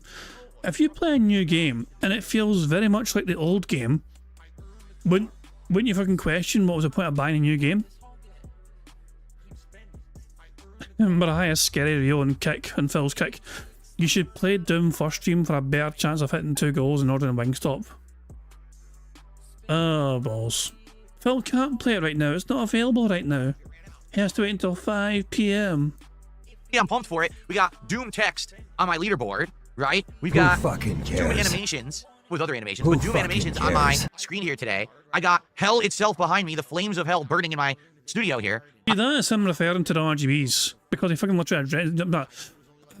I swear, sometimes he knows it's on a bastard bingo card. Sometimes the bad man is aware of what's on the bingo card so it doesn't fucking say or do things. I'm ready. Okay? And I've also, yeah, Dabhan says we can finish it easily. It's only about 15 hours long. You know what? Good. Because a game, if it is adrenaline fueled and full of action and all that, do you really need 40 hours of that? If it's 15 hours long, that's good, I feel. Like, maybe we'll beat it within a couple of weeks. Personally, I mean, is it worth paying like full price for a 15-hour game? That doesn't seem like fucking good value for money. Unless it's got some great fucking replay value to it. Is that good value for fucking money? And it won't feel like it's overstayed its welcome, right? It'll just be like a good length game. I'd be okay with that. So I guess we're gonna see how it goes starting tonight on my late stream. I hope you'll join me. 6:45 p.m. Pacific time, the stream will go live. Nope. Gameplay starts around 7:15 p.m. Pacific time. We'll play for around 2 to 2.5 hours, and then we're gonna do it again tomorrow as the daytime stream. So that'll be another 2.5 to 3 hours. So between the first two sessions, we'll get 5+ hours in of Doom: The Dark Ages and be able to make a judgment. If we really like it, I'm gonna play it a lot more this week. I'll probably do it again on Thursday, maybe even Friday night.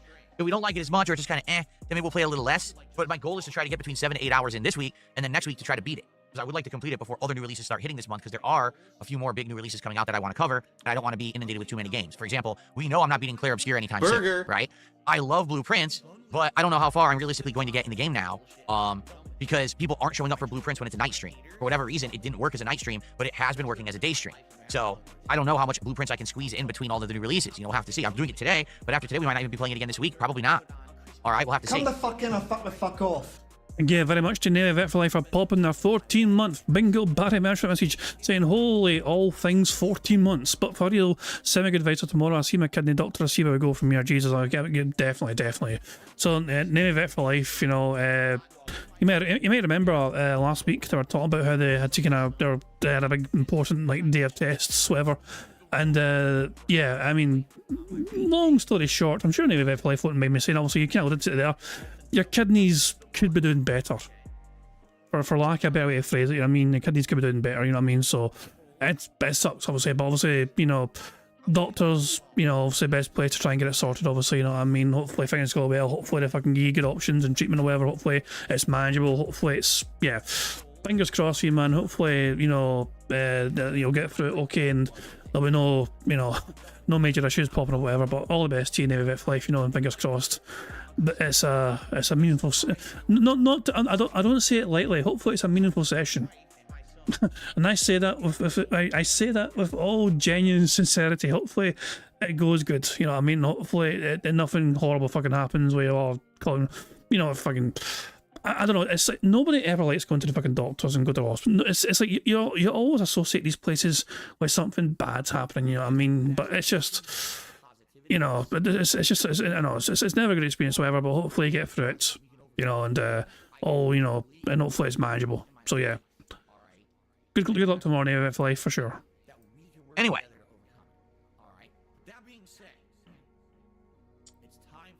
Thank you for being here for the Level 1 podcast. I just wanted to talk a little bit about my history with Doom, because I do love the franchise. I hope that this one actually ends up being better than Doom Eternal was for me. I am a little nervous about it, I'm not going to lie, but at the same time, I'm hopeful. I'm hopeful that this will be a great playthrough and that everyone will enjoy it, especially because I paid some extra to get it early so that we could have more time to play it this week and not have to cram it all into the end of the week also when a new fight. He keeps talking, so the fellow has fucking mentioned this like fucking 5 or 6 times, the fact that he has paid extra money to play this game early. This is why the beg counter's been going. You may even wonder why it's 32 seconds on the beg counter. Phil cannot help himself but remind his audience time and time again that he spent money on getting this game early. This is a big massive hint towards his audience. Guys, I paid money to play early for you, so please turn up because I paid money for you. If I didn't pay money, I could have played the game for free, but I paid money for you. Hint. This is why a beg counter's going. Game comes out, okay? All right, good stuff. So, I hope you're all doing well. Who fucking Good news cares? here is that we have been doing great in regards to support recently. We are at 58 out of 60 goals hit. Only 2 more goals are needed for DSP Tries It Wingstop, which seemed to be the one you guys were most interested in because I had never had Wingstop before and never had done a DSP Tries It on it. Now, we've already had a better idea. The next DSP Tries It will not be fast food, but instead I'm going to actually order from a sit-down restaurant. I don't know if it'll be like Red Robin or Applebee's or something like that, but it's going to be a chain that now are trying to offer food that is rivaling fast food when it comes to pricing and value, but it's a better quality. For those who don't know, in the United States, fast food prices have absolutely skyrocketed in the last year.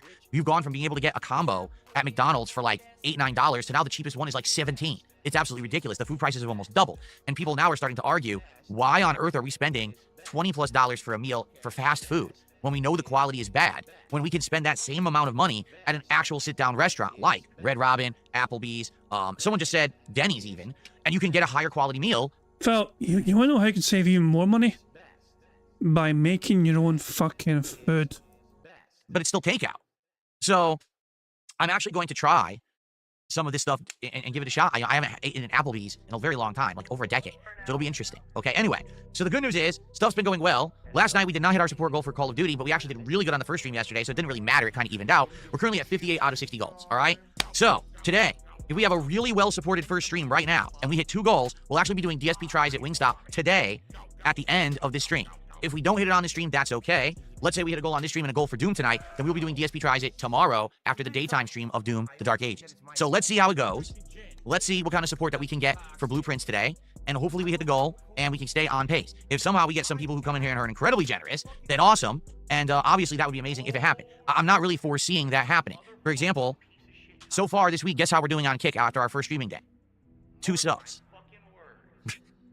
So, yeah, Kick has definitely slowed down recently. It sure would be great if you're watching on Kick and you like the content, if you could support it.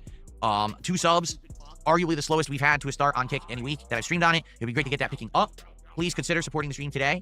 Also, keep in mind, viewership on Kick helps because now I'm part of the Kick Partner Program. So if you are watching on Kick, thank you simply for watching. That does help, okay? Obviously, subs are more important overall, but just the viewership is good, okay? Greedy bastard. Thank you, Savory Seasoning says, I hope we're not planning on ordering fake boneless wings. I want to see if you can do like a combo of like both. Like maybe you can get some boneless, some bone in. I want to try both, compare them both, see what they're like. Okay. So anyway, so good stuff. Please, let's get our first support in before we start talking about our major topic of the day. Can we get our first super chat, our first tip, our first membership, and our first sub? Right now, we've got absolutely nothing. 0. Let's get who will be the first person to step up, support the podcast today? Who's it going to be? Dying but not dead says, when you eat the wings, could you put the microphone really close to your mouth? I'll have to go like that or something. No! No! No! For the love of all that is fucking right in the world, don't you fucking... Oh god, he's gonna fucking do it as well. Oh god, he's gonna fucking do it. God help us all. Hell. I love how he's stalling massively here, waiting for the first contribution of the fucking day. That is fucking sad. He's just reading chat until somebody gives him money. Like, he wants to first contribute any way he can go. He's like, guys, please, anyone, give me something so we can get the ball rolling. No, there is no advertisements on Kick. There are pluses and minuses to watching on YouTube and Kick. The pluses of watching on YouTube are that you can get the highest quality, 1440p, okay? And I believe on YouTube at any point, you can actually like skip around during the live stream and see, you know, any point. Like if you come in late, you can rewind and go on and watch previous what you missed live. What was the third? There's 3 advantages to YouTube. What's the other one? There's one other one that it's eluding me right now. I can't remember exactly what it is. On Kick, the advantages are that number 1, the chat's better. It's more based off of the Twitch chat, so you got better emotes and things like that. And there's no ads on Kick.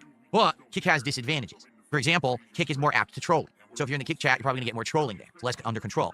Kick has lower quality. It only does 1080p as opposed to the 1440p of YouTube. So there's a lot of different advantages and disadvantages to it. Oh, that's another one. When you watch on YouTube, the chat is archived. So if you're watching live, you miss, you can rewind and see the chat for that. On Kick, that doesn't happen, right? I don't think so. If you watch, actually, I don't even know. Maybe it does. I think it doesn't work properly. Like if you watch an archive on Kick, the chat doesn't load right. I've watched archives on Kick and the chat doesn't work right at all when you're watching after the fact. I don't know why, but it always seemed to have problems. So basically, like I said, there's pluses and minuses to both. Both have good things and bad things about them. I can't really tell you, oh, this one way is much better than the other. I don't think so. I think that they both, it's really your personal preference of what you're looking. If you want the absolute best quality, you got to be on YouTube. That you're going to get the best visuals, the best quality of everything on YouTube.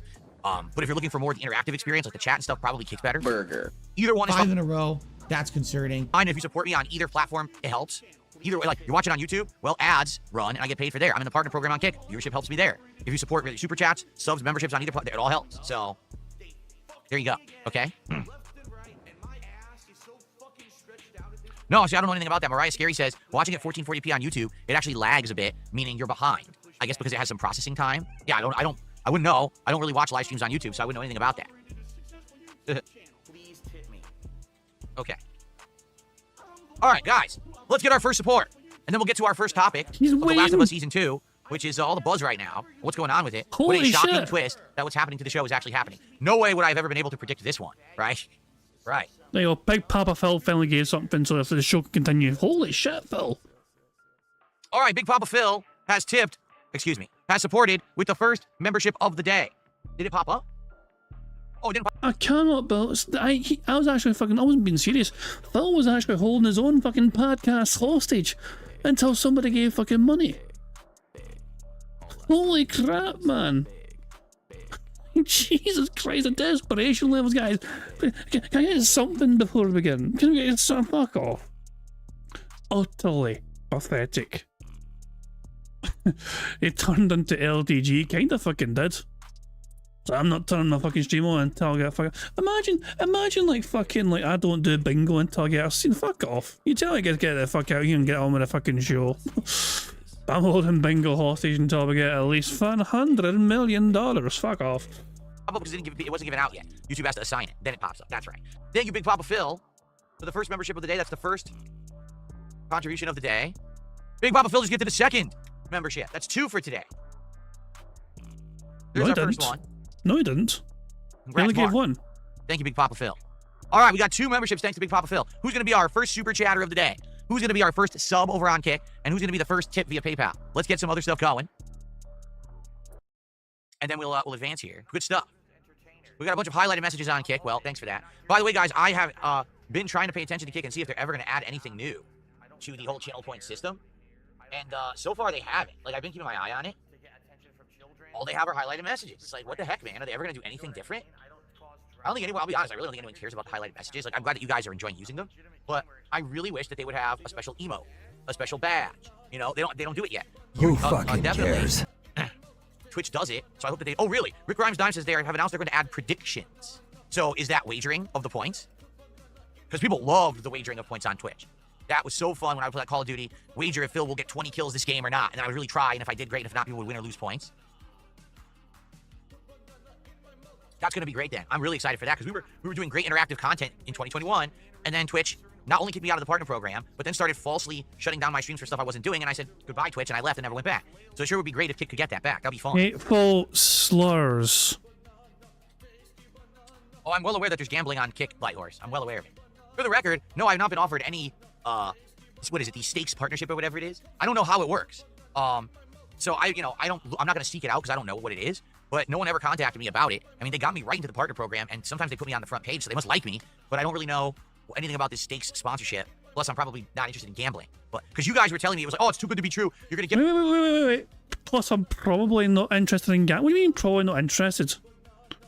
I'm probably not interested in gambling. Phil would love to gamble as long as it's not his money he's gambling with. all these free credits, you gamble them, you keep the money. I'm like, how does that make any sense? They have to make money. So what you're telling me, like, realistically doesn't make sense. They have to make money somehow. So how could that be how it works? I just don't get that, you know? There you go. Over-unders for boss attempts with predictions. That's right. I can face a new boss in a game and people can say, all right, well, let's see if Phil will beat him within 3 tries, and people wager their points and stuff like that, right? There you go. There's bubbles on my microphone stand. There's bubbles everywhere tonight. It's out of control tonight. Yesterday was a really slow day for me on stream. I didn't make a lot of... Yeah, I don't know how it works, Cracker Jack. I didn't make money because you're advertising it, maybe. I don't know. Again, they never contacted me about it. Maybe they just don't want me in it, which is fine. I'm okay with that too.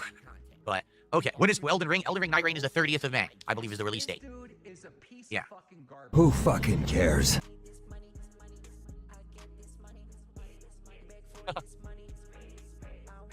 Really? Let me try this. I'm being told there may be a prediction. All right, here we go. So / prediction. Nope. It says no command matches, so it's not live for me. Maybe it's selective. It says no command matches. Oh, you're not special, Phil. So no prediction for me. You're not special, boo fucking who? It could be that it's only for certain people and it's going to go live. I would like to try it. Dabhan says, looking on Reddit, your Doom install is bugged. It thinks you have it installed, which is why it says play. id Software are aware of the issue and working on it. Great. That's just delightful. Because again, I can't install it. And I want to play it tonight. You better not fuck my stream up. Yeah, it's done like, it just is recently updated. But I deleted it, so it's definitely not installed, you know? He is literally waiting for more money to continue the show. He is stalling massively here. Yes, it's play install, but what I would think is when it's supposed to be live, if I hit play, it'll say, oh, game not detected. Maybe then it'll install it. I don't know. I hope it fixes itself. Because there's nothing I can do about it. It won't let me install it. It literally won't let me install it. And it's a Game Pass issue. A lot of people are stuck at 100%. Nothing happens. Others are having your issue. It just says play. Yeah. Yeah, because I'm not paying $100 for it when I already paid $30. That's bullshit. It better work tonight. I guess we'll see. Okay. They better fix it. They better patch it or fix it or whatever they need to do by 5. They got 5 hours to fix it. All right. Well, guys, I guess we're not going to get any more support besides Big Papa Phil today. So I guess we're going to go on to our next story. All right? Perhaps the next story will prompt some of you to support the stream. Okay. Jesus. So, ladies and gentlemen, back in 2020... He was literally doing his best to stall. Like, guys, where's my fucking money? One person gave me 2 members and that was it. And the rest of you, did the rest of you forget how to give people money? Jesus Christ, man. Oh, that is... I need to hear that again. Hold on. Patch it or fix it or whatever they need to do by 5. They got 5 hours to fix it. One more time, all right. boy. Well, One guys, more time. I guess we're not going to get any more support besides Big Papa Phil today. So I guess we're going to go on to our next story. All right? Perhaps the next story will prompt some of you to support the stream. Okay. So, ladies and gentlemen, Jesus! back in 2020, the world was a different place. In 2020, we had a different president. We had a different person or a different group in charge of the United States government for the most part. And even online. Okay, this is politics talk. This is definitely a politics talk. The whole mentality of public opinion and culture basically was very swinging to the liberal side, okay? And so in 2020, when The Last of Us 2 released, and everyone discovered that the game was a bait and switch, meaning the game advertised itself as a direct continuation of the plot of the first game, where Joel and Ellie would continue on their journey of survival in a post-apocalyptic wasteland, and you didn't know what was going to happen because Ellie supposedly was the cure to this whole worldwide infection of cordyceps, but what would happen in the second game? But come to find out, it was misadvertised, it was a bait and switch. As we all know today, the co-protagonist of the game, Joel, is murdered within the first few hours of the game. And make it even worse, they allow you to play as Joel in the early game, and then allow you to play as Joel later on in a flashback, which just makes you feel even worse, because most people liked Joel as a character, and most people saw him as the main character of the franchise. So to have him be murdered in such a unceremonious way, and now for the rest of the game, you are forced to either play as Ellie, obviously his adopted daughter, or as Abby, his murderer, was shocking. Now you might say, well, nothing about that sounds too bad. Well, you're right. To me, that wasn't the problem with the game. The problem was that the rest of the game was literally an insanely ham-fisted, poorly written, poorly paced, poorly executed, torture porn story. Like, literally, Ellie, her entire character is transformed into something completely different. than the first game. We're to expect that she's forgotten everything about what she learned in the first game and becomes a complete idiot, and then becomes a total revenge-fueled psycho killer. Meanwhile, Abby, who you're supposed to be told is a likable, sympathetic character, ends up being a horrible person who goes on to basically sleep around with a guy who already has a pregnant girlfriend, but she doesn't care. Right? And she also goes, again, I can continue with how badly this story is written. Basically, there's not a likable character in the story. Like, a little gentle reminder that Kat Burnell, formerly, she wasn't Burnell at the time, I'll say, Kat cheated on her boyfriend with Phil. So I guess her moral compass doesn't work too well either. Every character in the story is badly written, poorly executed, and not likable whatsoever. In fact, I would go so far to say you'd have to be a sociopath to like any of the characters in The Last of Us 2, but some people did. So obviously people are stupid. Okay? That was my problem with The Last of Us 2. A lot of people had issue because Ellie is gay and because there's a trans character in the game. I didn't give a shit about those things at all. I really didn't feel like there was a problem with those things. If the story hit and resonated and was a good one, I probably wouldn't have given a shit about anything. Besides, okay, but it wasn't. I'm sorry. The story is absolutely terribly written, paced, and it's just a horrible way to progress the story when you have to forget everything from the first game that everyone liked. Ellie grew up the ultimate survivor, didn't like drama and the way that teens acted because she grew up in a different world. She was reading a diary of an angsty teen saying, I can't believe teens used to be like that. Fast forward to The Last of Us 2, Ellie is an angsty teen who's doing all the wrong things, making all the same mistakes that angsty teens did before the apocalypse. How? You learned already, and you said so in the first game, so how did you regress? It doesn't make sense. It's a poor plot device. There's the fucking guy who got himself into mountains of fucking credit card debt, then fucking went and got signed by a Sharma, managed to pay off a credit card debt, told his audience never get credit cards, and then got himself into more credit card debt and had to declare bankruptcy. Phil made the fucking same mistake twice in a fucking row. The thing he told his fucking audience, don't fucking make the same mistake I did, he made his own mistake again. I had to fucking declare bankruptcy with 13 fucking credit cards, getting maxed the fuck out and getting written off by the fucking government. If you're an American citizen, some of your tax dollars went off towards paying off Phil's fucking bankruptcy. Think about that. Druckmann, who was fully in charge of the plot of The Last of Us 2 when he was not, he was the co-writer of The Last of Us 1, he decided that he wanted to put it in a different direction to push an agenda. His agenda was to try to get as many people talking about Last of Us 2 as possible through leftist writing and policies. He purposefully made the story very liberal, so that way, if anyone criticized his game, he could say that they were a bigot, that they were homophobic or transphobic, and that they were a villain to be basically derided and publicly called out, and that if you bought or played The Last of Us 2, you were sticking it to the online homophobic trolls, and you were basically doing the right thing for society. I wish that this was all fabricated in a joke, except this all was publicly said by him online on his Twitter account and other places. He was outright saying this stuff. And so what happened is there was this feel-good online movement of people who championed The Last of Us 2. The games media, which has always been very, very leftist and liberal, fully pushed Last of Us 2 as the best game of the generation, despite the fact that there really wasn't anything to back that up. Is the game good? Sure. It's got better gameplay mechanics, great world building and design, set design, great graphics, good audio design. But the pacing is absolutely atrocious. Killing off Joel at the beginning of the game is an awful idea. If anything, if that was going to happen, it should have happened at the end of the game. And the actual story is miserable torture porn. That's not a good story whatsoever. It's just not. It's one of the most poorly written, executed stories in history that disrespects people who liked the first game. Okay? So, after a whole year of controversy, the game-winning Game of the Year, because again, leftist journalists voting for their political agenda rather than the quality of the game, we thought that we were done with all of this until it was announced that The Last of Us would now be a TV show. And everyone collectively said either yay or oh, because here's the thing. If only The Last of Us 1 existed, and they announced that Last of Us was going to be 5 in a row, that's concerning. a TV show, I think everyone would have been happy. Everyone would have been like, yeah, Last of Us is great, we can't wait. But knowing that after season 1, there was going to be a season 2 that likely was going to cover the plot of The Last of Us 2, everyone got very, very nervous. Now, for those who did not see The Last of Us season 1, a lot of it is shot-for-shot recreating of the game. And quite frankly and honestly, the shot-for-shot recreations are actually the best part of the series. Anytime that it tries to replicate the great writing and stuff that happened in the first game, masterpiece level. But a lot of times, season 1 tried to veer from that and do things differently.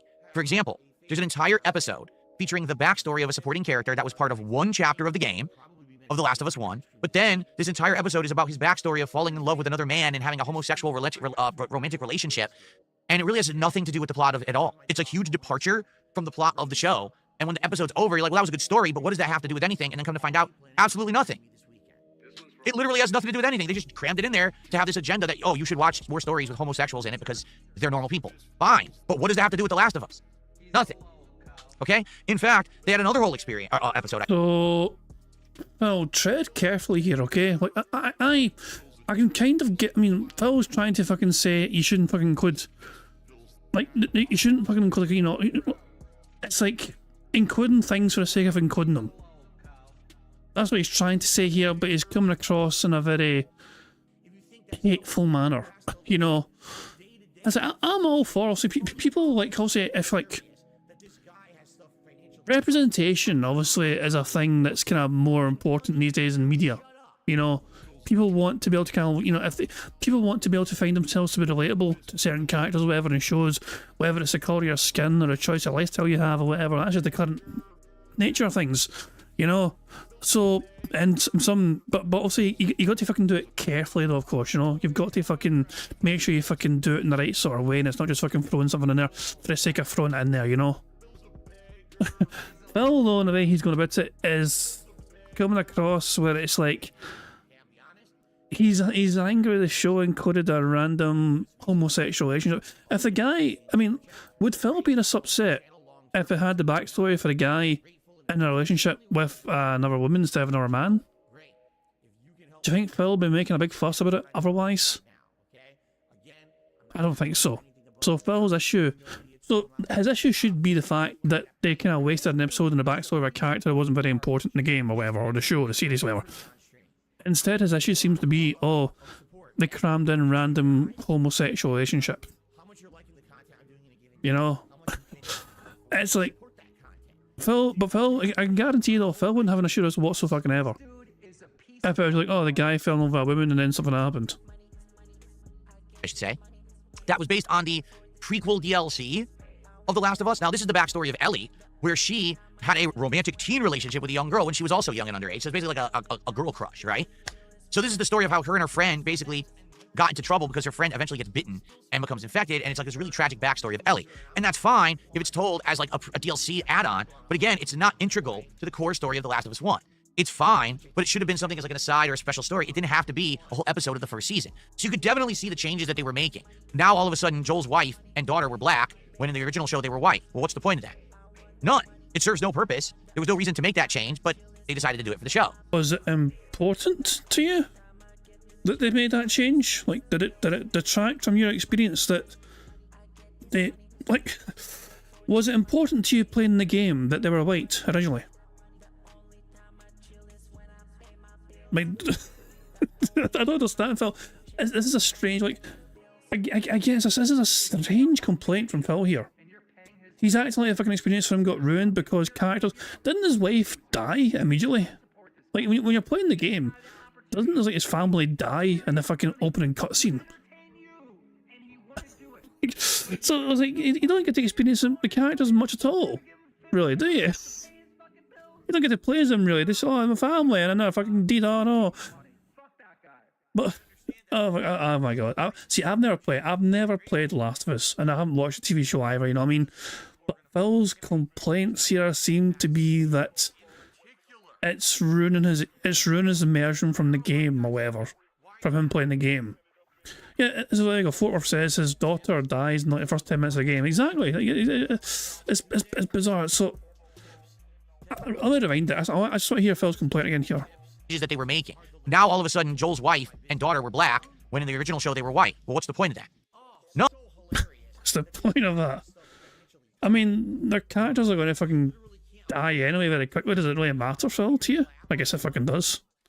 It serves no purpose. There was no reason to make that change, but they decided to do it for the show. And there's all little subtle changes like that throughout Season 1 that you're kind of like, what are they getting at here? I don't really understand, okay? But here's the thing, still Season 1 was praised. Personally, I thought it was okay. Some parts I liked, some parts I disliked, but I thought it was overall just all right. But of course, the mainstream media, the journalists, they loved it. Best show ever, 10 out of 10. Kiss its butt, especially because of its liberal themes. So now The Last of Us 2 has now been out for about a month, okay? And much like the game, The Last of Us 2 starts off with a bait and switch, and then all of a sudden in episode 2, just like in Last of Us 2 the game, Joel is brutally murdered by Abby. Now, when this happened in the game, everyone rallied against it and said, what a bad choice. What an awful thing to do. Why on earth did they murder the most likable character that everyone enjoyed from the first game so early? And then as you continued to play the game and you saw the literal revenge torture porn storyline, you've realized why. Because it was an agenda. Neil Druckmann didn't like Joel as a character. He wanted to push a different kind of agenda and story to try to get himself a name in the liberal circles. And it worked in the game. Again, this whole campaign of either you like the game or you're a bigot was actually prominent on the internet in 2020. People accused me of being a bigot because I criticized the plot and pacing. Well, you are a bigot, regardless. And there's plenty of examples other than Last of Us to fucking back that shit up. Of the game. So, sadly, for a drugster, 2025 world reality is not the same as 2020. In the last 5 years, things have dramatically changed. We have seen a cultural... I swear, it feels... I mean, I'm just getting strong, fuck you, Trump's in charge now vibes. Shift worldwide towards more conservative political beliefs and values. In the United States, our government has completely flipped, and now we have Donald Trump back in power, along with his Republican... What did I just fucking say? You fucking name drop the Trumpster. What did I fucking say? You would... I mean, it's hard to fucking talk about conservative values. Conservative values, and then you mentioned Donald Trump. Conservative values. That's the guy that said, like, you know, cheated on his pregnant wife, not shit, and got divorced. Where a real family guy. Trump loves family so much he fucking has multiple wives, you know, in different times. He just kind of helped himself. I fucking love family shit. Conservative fucking values. I feel like fucking Trump's hand would burn if he fucking touched the Bible. You know, cabinet and everyone in Congress, and you know, it's all controlled by Republicans. Because of that, we're now seeing a return to conservative ways of thought. Meaning, you'd think that would be the case, but I read today that Congress, so Republican-controlled Congress, the Republicans are in charge of everything essential to do with the fucking political powers in the world. You know, the president, you know what I mean? They control Congress and the Senate or whatever. And yet, they've passed, like, what was it I read earlier on? It's like, the fewest number of bills have been passed by them since the 1950s, even though they control everything. And they're trying to fucking say that Trump needs to fucking get rid of like the Senate or something, or there's like, oh, there's anti-Trumpers, anti-Trump Republicans in the fucking Senate or whatever that are stopping bills from getting passed or whatever. Even though they're in their control, the Republicans are control everything essentially politically. Anyway, they have the advantage, they have the power to essentially, you know what I mean? But apparently, there's some political shenanigans of it amongst the fucking Republicans anyway. Oh, Christ, man. Politics is a bastard, man. I mean, I'm not just obviously having American politics either, man, but even British fucking politics. Politics in general, man. Fucking hell. It is a pain in the arse. Look, most of these cunts are just fucking out to fucking after themselves and their own fucking interests. Like they fucking give a shit about me or you. They don't fucking really. People don't want to hear that, oh, the writing of season 1, the characters from season 1 don't matter because I got this story to tell you about Ellie and her love of another woman, and how she's upset that Joel's dead, and now she has to go on a crazy rampage across the land. And oh, by the way, you know, there's all these other themes that we're gonna keep pushing. Basically, people don't want it anymore. 5 years ago, that was what was popular. Today, it's not. Things have changed. If this show had released in 2020, probably it would have had mass appeal. But what's happened is now, The Last of Us Season 2 is being completely and utterly derided and destroyed by the internet, and views have dropped off dramatically. Let's take a look. So first off, I want to remind you again that Phil claims he does not glorify in the suffering of others. Phil claims his moral compass does not allow him to fucking enjoy other people not doing well. With that in mind, let's see how much he seems to enjoy Neil Druckmann not doing very well for show.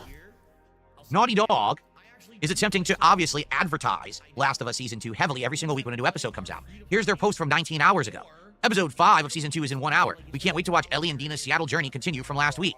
Wow. Let's see what people have to say about this. I really like this Jesse guy. Hope he shows up again later in the show. We all know what's going to happen to Jesse, but I won't spoil for those who haven't played the game. Any plans for a remaster of the show? That's pretty funny. The show is cringe and woke. You should have done a limited series only of Season 1. It's nothing like the game. I love the picture because of the game. God knows HBO changed a lot in Season 2 and it sucks. The casting is bad except Joel and his brother. You lost me after the first episode. Wish you had better casting. The game was perfect. This sucks. And they decided woke was more important than the show. Only Season 2. It's already pulled a Game of Thrones and killed itself. Sad to see you're actually proud of the production as the developer. Why did you have... I like how Phil skipped some comments which seems to praise the fucking show. Isn't that selective journalism on your part, Phil? So someone else is excited for it, getting through part 2, play through it and look and see how it compares. Fantastic game. Someone says, woo! Proud of the production as the developer. And as because I'm going to skip that. I'm going to skip that because that's not comparable to my point I'm trying to make. So I'm going to skip that. particular comment, Phil. I mean, if you're being fair about it, you wouldn't just pick and choose the comments you want to fucking highlight. Why did you have such a good story and let someone random take it and twist it? I'm not a producer, but I can bet any money if they followed the story to the T, just like the game, it would have one of the best shows in a long time, but no why. But Phil would object to that. Phil wouldn't be happy with a TV show like that, though. Phil would cry and bitch and whine and moan that if a fucking TV show is exactly like the fucking game, then why fucking watch a TV show? The TV show has to fucking deviate from the fucking game. Otherwise, you already know what's fucking going to happen. There has to be changes. No thanks, episode 4 ruined the series for me. We're not watching. Could they both be a dad? Which is the new meme. Apparently in season 4, both girls say something like they want to be a dad. Wow, that sounds like something smart to say in 2025, doesn't it? This is so prominent on the internet, this frame. I don't know if this is from episode 4, but just showing how hilarious this looks. This is Ellie in the show. It is fucking stupid as fuck. It's like they generally thought this was a good shot for the fucking show. Jesus Christ almighty. This is supposed to be your believable psycho killer. The little girl who is somehow one-handing a gun. Figure this one out. How exactly she's doing that, because that's not even fucking possible. Well, since when have you handled guns? What do you mean? It is impossible to one-hand a gun. It is impossible. Hold on. Oh. This is supposed to be your believable psycho killer. The little girl who is somehow one-handing a gun. Figure this one out. How exactly she's doing that, because that's not even fucking possible. Based on what? Also, apparently Phil's stream has issues, but later on, like 5 minutes time, whatever, Phil's stream apparently has issues with loading. If in real life she was firing a real gun, the kick would probably reel her arm back and break it, right? Her face, look at her face. And by the way, it's a TV show. They easily could have picked the perfect shots, the perfect scenes. This is what they chose to go with in the show. Also, hilariously, one thing that everyone has pointed out about season 2. In season 1, Ellie was supposed to be a younger girl. In season 2, she's supposed to be grown up years later. She's bigger, right? She's a young adult. In the game, that's reflected. In the show, she's exactly the same. Because this actress, Bella Ramsey, apparently has a condition where basically her body isn't really growing, and so she still has the body of a child. So correct me if I'm wrong. So I'm a bit. She looks familiar to me. Was she in Game of Thrones by any chance? I'm not sure. I mean, she looks familiar to me, and it's not the best face. Like I thought I recognised her. So she was in the Game of Thrones. Okay, I thought I recognised her then. Okay, and okay, I just wanted to make sure because I felt like I'd seen. So I remember I've not watched this. You know, what I mean, I've not played the games or whatever, but I thought she looked familiar. So I was kind of thinking, have I ever seen her before?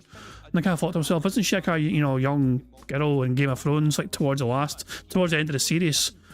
Like some kind of prominent role, it's just like younger, like Northland or whatever. Like, whatever. So yeah, it is them. So what, Phil, what did you say she has? Game that's reflected. In the show, she's exactly the same. Because this actress, Bella Ramsey, apparently has a condition where basically her body isn't really growing, and so she still has the body of a child. So here we are in an arc where she's supposed to be a young adult / late teens, and she's supposed to be believably going around killing people, and she looks like a 5-year-old. So it's not believable at all. It looks awful. So the casting was basically atrocious. To actually pick her for this role made no sense. They should have researched her and realized she wasn't going to age like Ellie was supposed to age. Okay? So anyway, not only is she not believable as a protagonist mass killer, but people are pretty upset saying that the show has become even more woke than the game. And of course, again, if this were 2020, no one would be saying anything. But it's 2025. People don't want woke anymore. You're 5 years too late for this to work, and people are upset. We just keep reading. The show fucking sucks. Woke trash. Bring back Hennig because Neil sucks. For those who don't know, even though she didn't get credit, supposedly Hennig is the co-writer of Last of Us 1, and everyone wants her back because she apparently wrote the best parts. The show sucks dick now. You fucking ruined everything. No one is seeing this crap woke series anymore. You fucked it big time. Woke crap. I can't wait either for the reviews. The characters are the only reason I didn't watch the TV show. Instead, I'm playing the game again.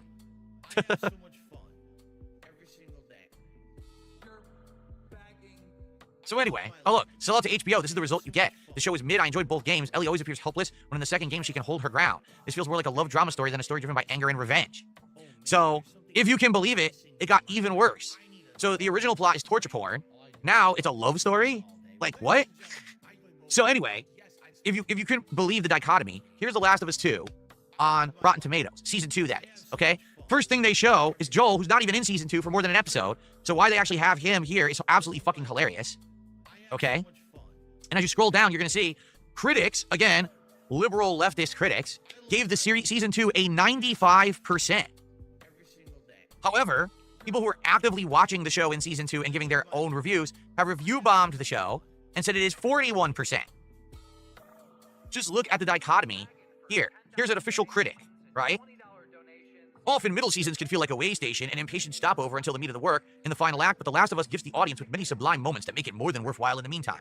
For the record, when this critic wrote this, season 3 hadn't been greenlit yet.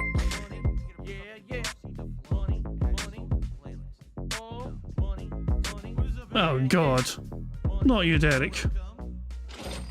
Ghost of Derek tipped £1. The only time a little girl is ever evil. No. Is when they refuse to follow you back to the white van. No.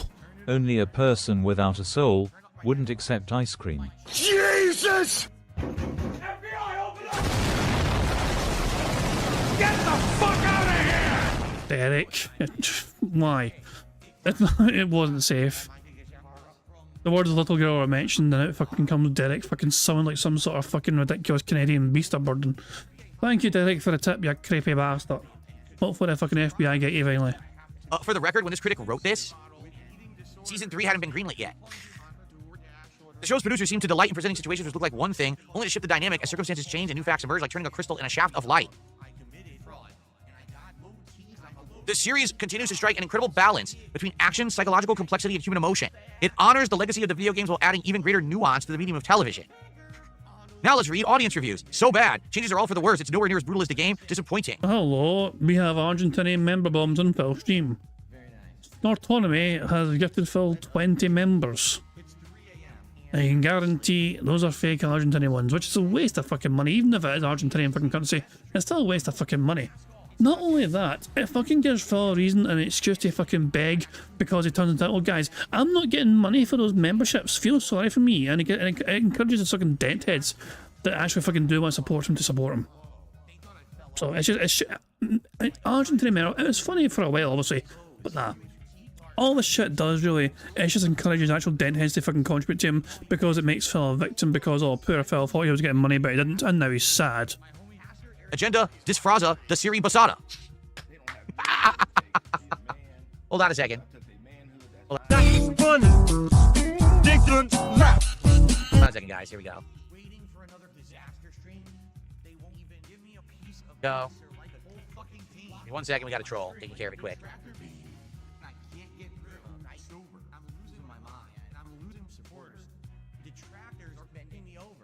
Okay, done. Easy peasy. Okay, so pretty interesting difference between actual viewers reviewing it and the liberal media, no? So continuing on, all you gotta do is simply search on Google and you're gonna see everyone talking about this. Last of Us loses viewers after losing the major character. It tanks, the ratings have collapsed, it's getting review bombed. People are quitting the show. And they give some concrete numbers to this, because there's several different articles that have been written. But the concrete numbers are as follows. Season 1 of The Last of Us 1, or The Last of Us, I should just say, had over 1 million viewers per episode. Every single episode had over 1 million viewers, and people were saying it was breaking records of viewership and all of that. Interesting number. Okay? Season 2, the premiere pulled in 938,000, so right there, basically, it's less than every episode of Season 1 to begin with. Alright? Episode 2... Tell you what, that's not... So Sarah Barkley just gave Phil £5 there.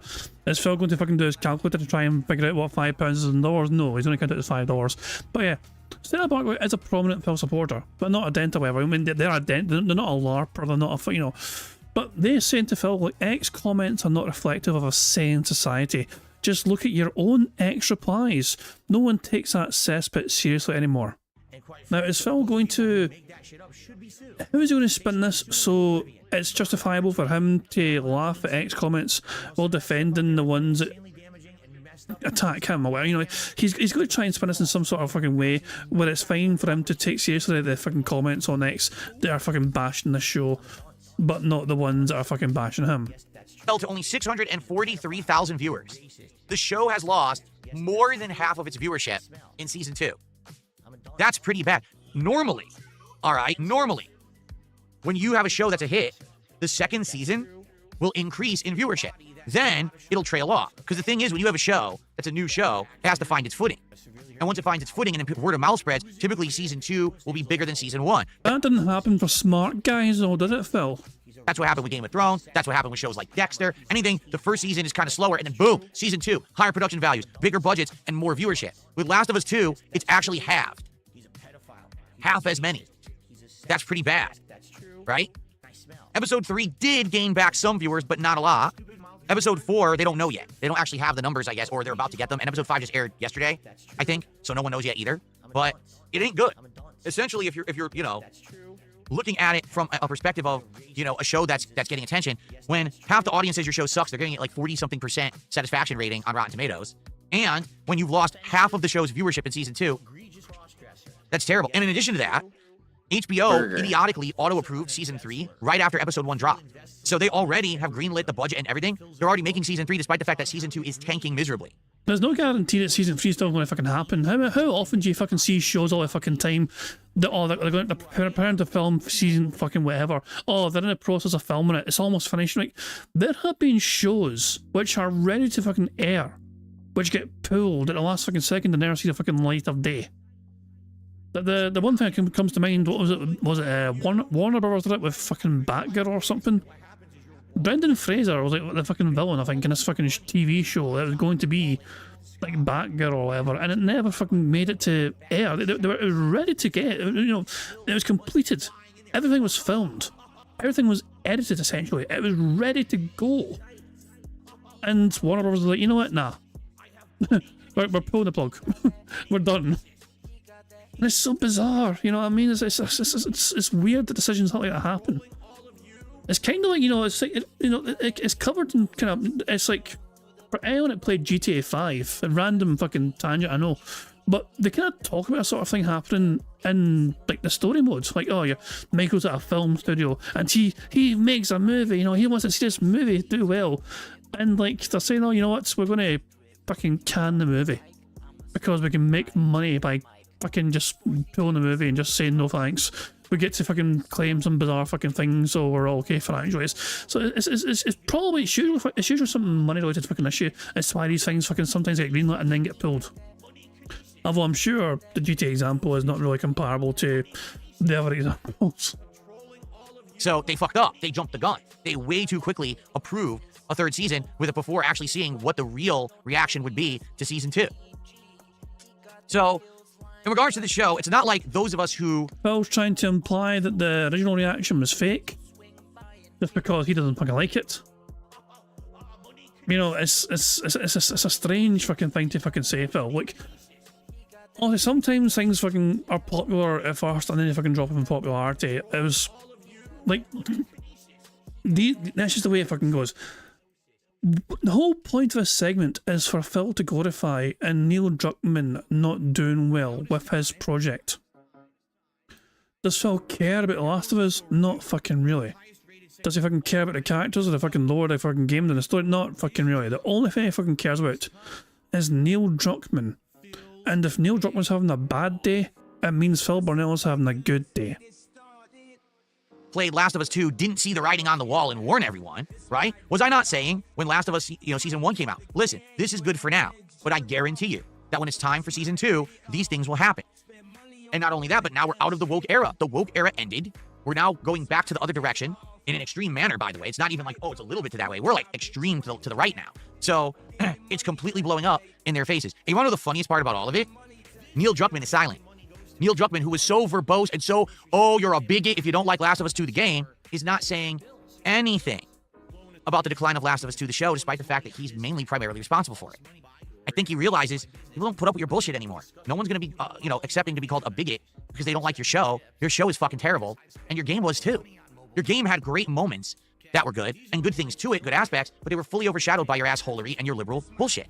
So because of that, now, and this honestly, guys... Hold on, Steve, you may have to... So, Steve, is assholery on your blackboard? Fully overshadowed by your assholery and your... Assholery.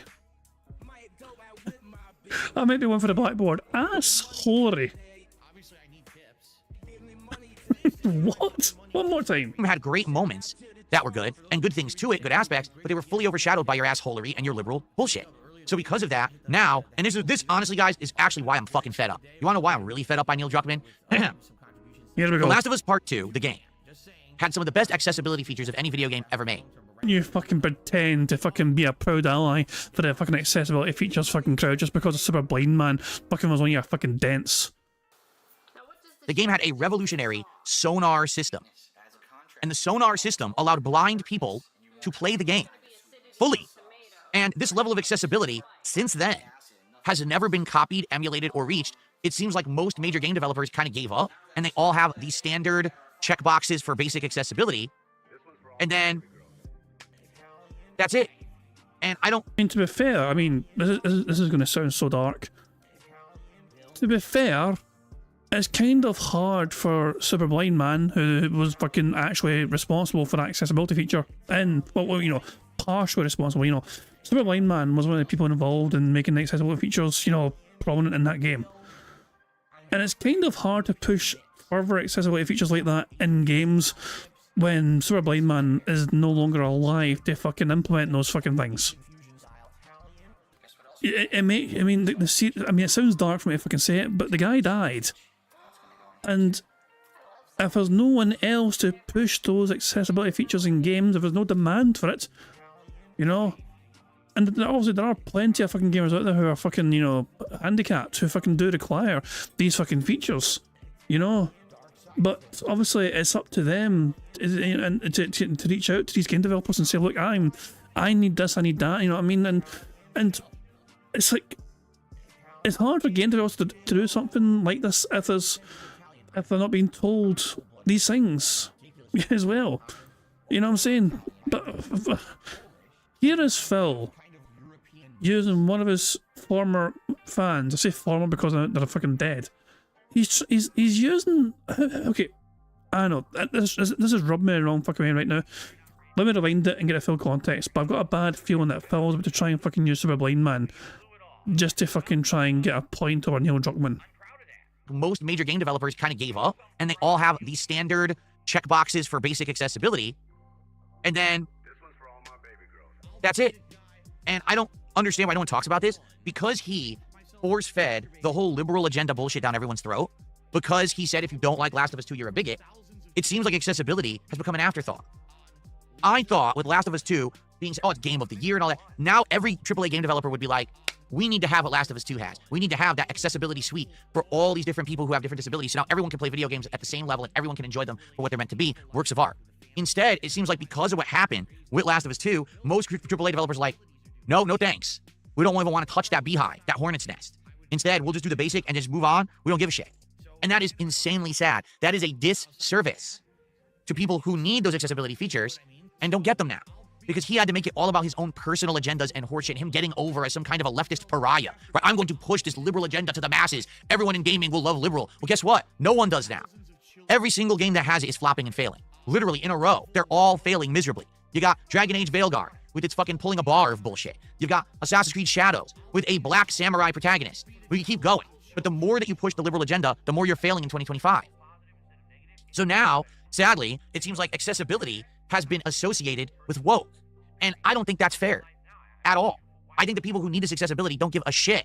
And they should deserve respect, and they should deserve attention. Why don't you back it up with a source? My source is that I made it the fuck up. And now they're not getting it. I feel like we went 10 steps forward in 2020, and now we've gone 72 steps back because this idiot couldn't get over his own goddamn selfishness and ego. And the funny part about it is, Druckmann, you could tell with the way he behaved when Last of Us Part 1 came out. He thought for sure he was going to be accepted as the bridge of video games and TV. He was going to be the guy who everyone was going to want to be involved with their projects and consult or direct their shows. Literally, Hollywood has rejected him. No one in Hollywood wants anything to do with this man. They see him for the egotistical jerk that he is. No one likes him. When he went to the red carpet to pose like most people do and everyone rushes to take pictures, no one knew who he was and no one cared. He just stood there like this and everyone just kind of laughed at him. He's falling apart as a game developer. He was supposed to make a whole Last of Us multiplayer game and canceled the whole goddamn thing. Now his new game that he's trying to pump out also is being micro-analyzed and ripped apart for these leftist woke agendas. The guy doesn't even learn. He keeps going. You know what I'm saying? So the truth is, the writing was on the wall to begin with. But some people are just so up their own ass that they don't want to listen. And it's sad because I feel like when you have someone like this in a position of power, someone who's given a lot of attention and money, because let's face it, he made a lot of money on games, being the head of Naughty Dog, all right? And there it is. Phil can't stand Neil Druckmann because, one, he got a lot of money, and two, he was able to do things that Phil could only dream of fucking doing. He feels infallible. He feels like he's able to say and do whatever he wants. He can push whatever agenda he wants. But he doesn't look at the people around him. He doesn't read the room. And because of that, here we are now in 2020. Look at us fucking talking. He doesn't read the room. This is like from the same guy who had to be fucking strong-armed by the Kino and fucking, you know, Null to fucking ban Derek for being a creepy little bastard. And Phil fucking was like, okay, I'll do it. Please don't stop supporting me, I'll do it. And then he banned Derek and then had to say at the same time, I don't know why I need to do this. Like, read the fucking room, Phil.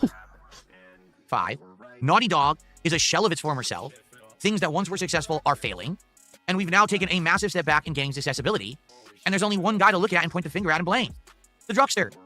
Why don't you back it up with a source? My source is that I made it the fuck up. I don't have a personal agenda against the guy. You do? Oh my god, you absolutely fucking do. That is the biggest lie you have told today so far. You don't have a personal agenda against the guy. You're holding him single-handedly responsible for the lack of incredible accessibility features in other games, modern games, whatever. With no basis whatsoever other than the fact that, oh, because Last of Us had this accessibility, and Last of Us was, you know, had these agendas in the game, it somehow correlates. What the fuck? Oh, I need to hear that again. We're successful are failing. And we've now taken a massive step back in games accessibility. One more time. And there's only one guy to look at and point the finger at and blame. Go on, Phil. The Druckster. I don't have a personal agenda against the guy. I just call it like it is. The guy fucked up so bad, he single-handedly injured the games industry. Why do you think that we had a pattern of games like Dragon Age Veilguard or Assassin's Creed Shadows? It's because they looked at Last of Us 2 and all said, I want a piece of that. If we jump into that fad, we too will be successful. And instead, we've now seen multiple high-priority, once successful AAA gaming franchises fizzle, fail, and flounder because they all wanted to copy the leftist agenda. And now, we're all suffering for it. We look at the games that are coming out and we're like, why do they all suck? Why can't we trust that a new game that comes out is good? Well, Phil is bitching and whining and moaning because he can't make bank on video games fucking doing very well for his content. Ultimately, at the end of the fucking day, Phil doesn't give a shit about the fucking video game industry. He only cares about trying to fucking make bank from these fucking video games. And because he's not making fucking tons of fucking money playing fucking video games, who's he fucking going to blame? The games. It's the game's fucking fault. He's not making as much fucking money as before playing these video games. It's from a tried and true studio because they all just chased the fad. They didn't even care. That's the saddest part about all of it. I just want to make this abundantly clear. No one who's making these games and inserting this leftist rhetoric into it cares about the rhetoric. I'm going to repeat myself. None of them care about the rhetoric. They don't actually believe that this leftist rhetoric is good for society or good for us and we need to accept it. They're just trying to make money. They think that it was hot. It was the big thing that Druckmann made. Look who's fucking talking. Mainstream, so we've got to push it. And we're going to make money doing it. That's why they did it. And now it's all flopped and failed. It's pathetic, it's sad, and all of us were saying it, and because I'm not going to take credit, say it was me, it was everyone. There was a ton of people talking about this since 2020, to the point where people were like, we're tired of hearing about it. All right, fine, I'll stop talking about it then. And I did. But now, all of that shit, as they say, what is it, the chickens have come back to roost? It's all happening right now. It's going down live right in front of us. Society has rejected politics in games. We just want games. Now society is rejecting these politics in TV shows. We just want good TV shows. We're tired of all of your political agenda horseshit, okay? I don't believe it. See, Bookworm says, no, I actually think that the game devs drink the Kool-Aid. I'm not going to say that some of them don't. I think all it takes, very simply, is to look at how some of these people post and the stuff that they're doing. I get what you're saying, but I don't think it's everyone. I fully believe that the people who are in power of these AAA studios, the only reason you suddenly saw this sharp shift to this liberal leftist agenda is money. That's it. They saw Last of Us 2 get Game of the Year, and everyone say, oh, if you don't like it, you're a bigot. And they say, we got to do that. We got to get those sales. If we make woke games, people will say, hey, you got to buy our games or else you're a bigot. So everyone's going to be almost forcefully forced to buy them. And you want to talk about an ass-backwards way to make money? I never fucking bought them. I didn't give a shit. Am I a bigot? We're going to just do it because it's the easy way to do it and force people to do it rather than earn it by making a good product. And those are the people who are in charge of gaming today. Gee, I wonder why all these games suck, right? Phil, you can't just fucking... Phil's complaint. He's wondering why game developers aren't making good games. Phil, it's not as... Game developers don't fucking set out to fucking make games intentionally fucking bad. every single fucking game developer, I'd like to fucking believe anyway, want their fucking games to fucking be good. They want them to fucking get well received. They want people to fucking like their fucking games they're creating. I can't think of a single fucking game developer who thinks differently than that. Every single fucking... You don't go into a project of making a fucking video game thinking to yourself, I hope this sucks. I'm really hoping this game we're making is going to fucking be shite. And he acts like it's the most fucking easiest thing in the fucking world. Why can't these guys just make good games? Phil, it's not as easy as you fucking are trying to fucking make it seem. If you think it's that fucking easy, how about you try and fucking have a go at making a fucking game? Or why is it not good? Why is it not good? Like, Phil, what? It's not as simple as that. There's no fucking option to fucking tick in the fucking coding for a good game or bad game. Anyway, so that's that. I'd be very curious to actually see how The Last of Us Season 2 will end in the ratings, and I'm actually curious what's going to happen in regards to the show's third season. Because if in Season 2, only 4 to 5 episodes into an 8-episode season, they've lost half the viewership. And what someone just made an interesting point. They said, are you aware that AEW Wrestling, which actually isn't even doing that well, is actually now getting more views than The Last of Us per episode? What the hell? That's insane to think of. The second to third fiddle wrestling promotion, right? Who is actually doing better. Is that really comparable though? Is that generally comparable? It's a completely different fucking show. Like, they're not even the same sort of fucking form of entertainment, you know? How funny is that? Anyway. That's funny. Dickens left. All right. Well, I think I've said enough of that. I'll be following the story if any new developments happen. Okay? Okay. We got a few shout-outs to do. We have Sarah with a £5 super chat, who basically is saying some things here. Says, X comments are not reflective of a sane society. Look at your own X replies. No one takes the cesspit seriously anymore. Listen, I am not one to say that social media is the best place to actually get the true opinion on anything. But, again, it's not just that. The show is getting reviewed poorly. The viewership has dropped off. The one selling factor of any show is its viewership, because that's how you sell it to advertisers. That's how you sell it for budget considerations. And if the viewership is now half now of what it was in Season 1... Interesting point. Let's look at Phil's viewership, shall we? Let's look at his fucking viewership numbers, eh? Let's see how he's doing for fucking views. Rage Quits Return, 368 views. Call of Duty, 181 views in 14 hours. Oh my. People really didn't like his fucking Call of Duty shit, did they? 14 hours ago, 181 views. That's a big ouch right fucking there. Although his clip of a driving simulator, 1.6k views. DSP driving, don't max! Exclamation mark. Oh, for God's sake. Phil's driving simulator shit seems to actually be doing quite well, although it's probably because he got thumbnails of him drinking on stream. The driving simulator shit is probably carrying the whole channel, that and fucking potentially Minecraft, I don't know. Everything else, the views aren't fucking great. The views are not very good. Even going back further and fucking further, it is not very good whatsoever. College, I mean, even like 5 days ago, Call of Duty, 471 views. That is awful. That is awful. But yeah. Yep, so yeah, Phil, you're a good point. Your views are fucking tanking. Your views are fucking dying. In perspective, okay, The Last of Us 2, because of what Druckmann did, not only won Game of the Year, but sold like crazy because of it. Everyone was told it was the best game ever, so they ran out and bought it. A lot of people disagreed, but they still bought it. The show is not doing that at all. No one is saying The Last of Us Season 2 is the best TV show there is right now, and the viewership is half. So it's completely the opposite of what happened with the game is what's happening with the show right now. And that has nothing to do with X. Okay? I've got a couple of tips here. Who fucking cares?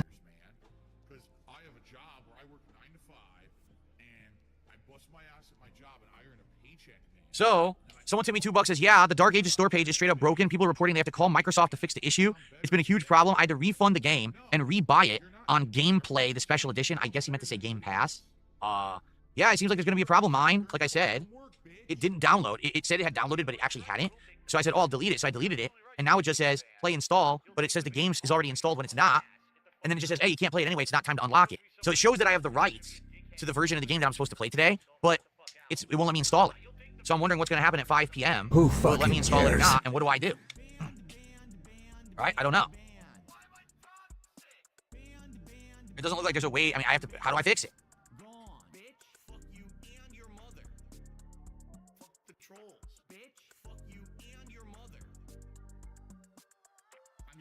Well, someone is completely stupidly deaf. Someone tipped a buck and says the only problem you have with season 2 of The Last of Us is the homophobic and trans story arcs. You sure you don't have a problem?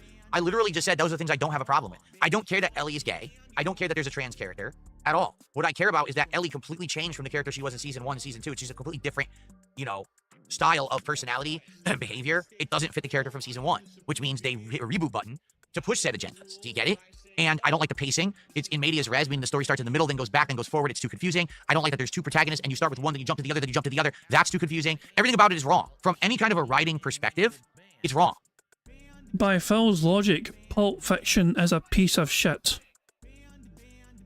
It's confusing, it's jarbled, it's not entertaining, it's not rewarding, and the ending sucks ass too. Like everything, every step of the way, it's garbage. But everyone praised it because Ellie was gay, and there's a trans character, and Abby was a masculine woman. That was the other thing too. Oh, Ellie's kind of butch, and that's acceptable in today's society too. If you don't like that, oh, you're a bigot.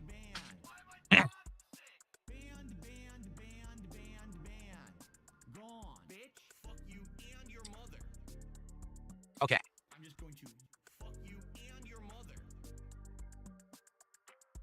Excuse me. All right. So, guys, we got some extra time. If you guys want to chat, tag me in chat. Let's see what you want to talk about today. Obviously, guys, if we get some more support, that'd be greatly appreciated. We're 2 goals away from DSP tries at Wingstop. My actual desire would be to do it tomorrow. I know raising $300 on the stream is like a big ask and it's not going to happen. All right. But I wanted to do it tomorrow. So let's hit the goal today in tonight's stream so we can do it tomorrow during the day stream. Okay. But now I'm nervous. What happens if Game Pass is utterly busted and I can't play this game tonight? Right? Like, I don't even know what to do on the late stream in that case. That's going to suck ass. And that's not my fault. I've paid extra to play the game early with you guys. It is again. It seems like there's nothing I can really do. It's all messed up. Right? It just says play install. And it says that the Dark Ages campaign DLC installed, Divinity Skin Pack installed, Doomslayer skin installed, and Doom the Dark Ages, there's a play button. And when you click the play button, it just says not available yet. Who fucking cares? So I don't know if it's going to work or not. It won't let me preload the game like it's supposed to. It seems fucked up.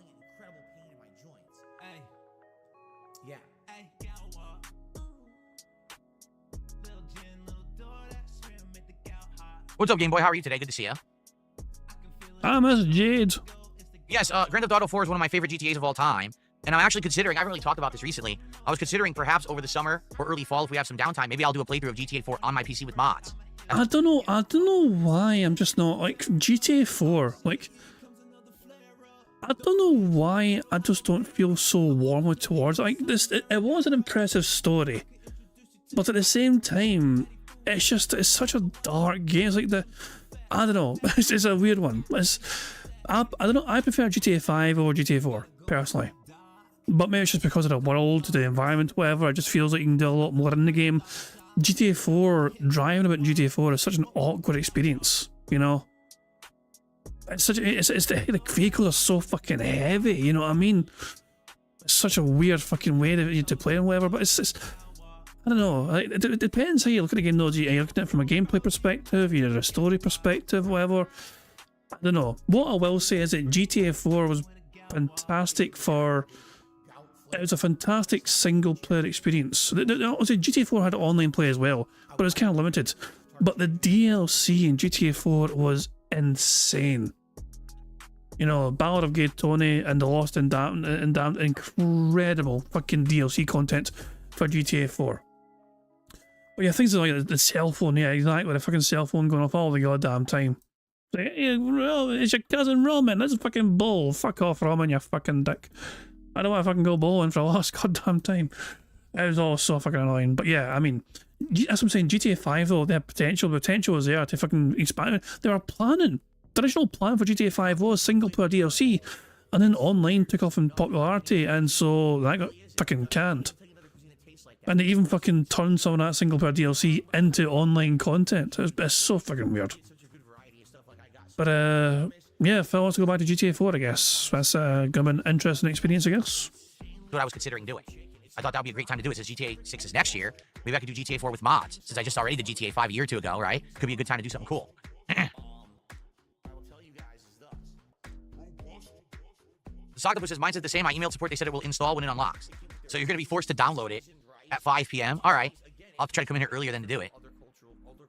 It didn't leak that they're remastering GTA 4. It's just a rumor. There's a rumor that GTA 4 may have a remastered edition coming out later this year. But to be frank, probably me playing it with mods will be better than that anyway. Considering the last remastered trilogy that they came out with was so ass. Can you imagine?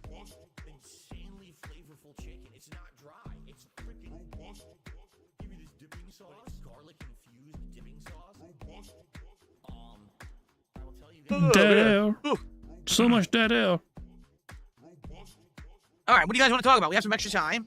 Tag me in the chat. We'll have a little bit of extra discussion here.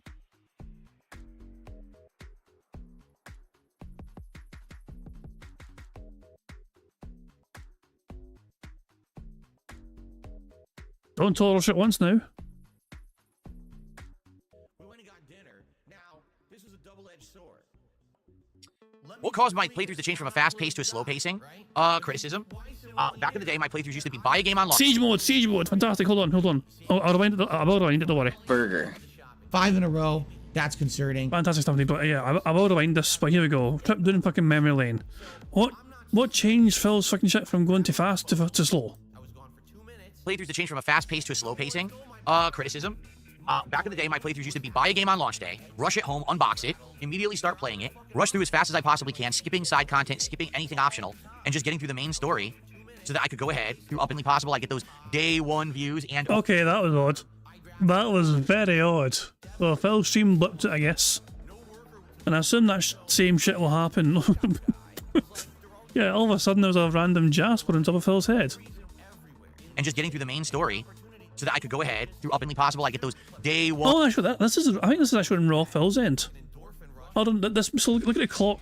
Anything optional, and just getting through the main... Keeping an eye on the clock here, this actually might be in Raw Phil's end. ...story, so that I could go ahead, through Uplandly Possible, I get those... Yeah, so hold on, 2 seconds.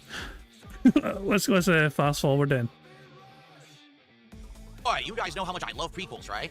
It's supposed to be a story of how the Doom Slayer Shut up, actually was a Phil. hero in the past. Again, fight... So hold on, where's... Let's see if I can fucking find this.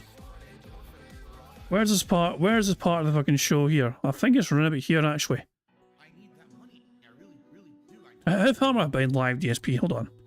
I'm behind live DSP about 35, 36 minutes. So probably around about actually here, I think.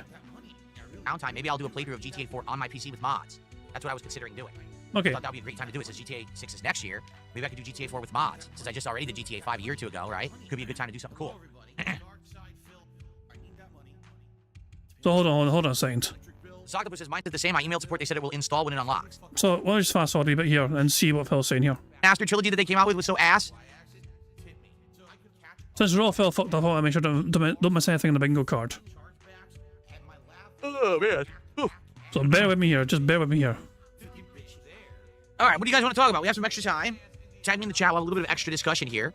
Who fucking cares? Get to your fucking thing. Oh, hurry up, Phil.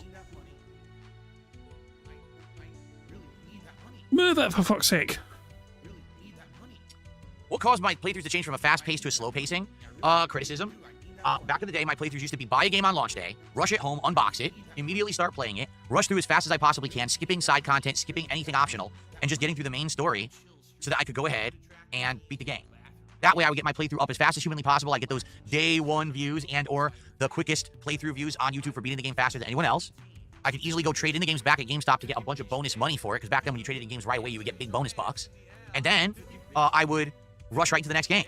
So sometimes there'd be literally multiple games being within 1 week. 2-3 entire playthroughs would go live on DSP Gaming. We're talking hundreds and hundreds of videos, okay? But back then, there was no interaction, there was no live streaming, none of that. It was just offline recording. And the only interaction you ever got with me was if I did like a Ask the King where you submit questions and I would pick ones to answer, or like if you left comments on a video and I happened to respond, or a forum post where I happened to respond. That was it. There was none of what we're doing right now at all. It didn't exist, okay? So over the years of me doing that, I did it that way from around 2010 all the way through 2013. People gave me crap and said, listen, it's not just about pumping out pure gameplay anymore. People now want better experiences. They want to play through... Also, let's be realistic here.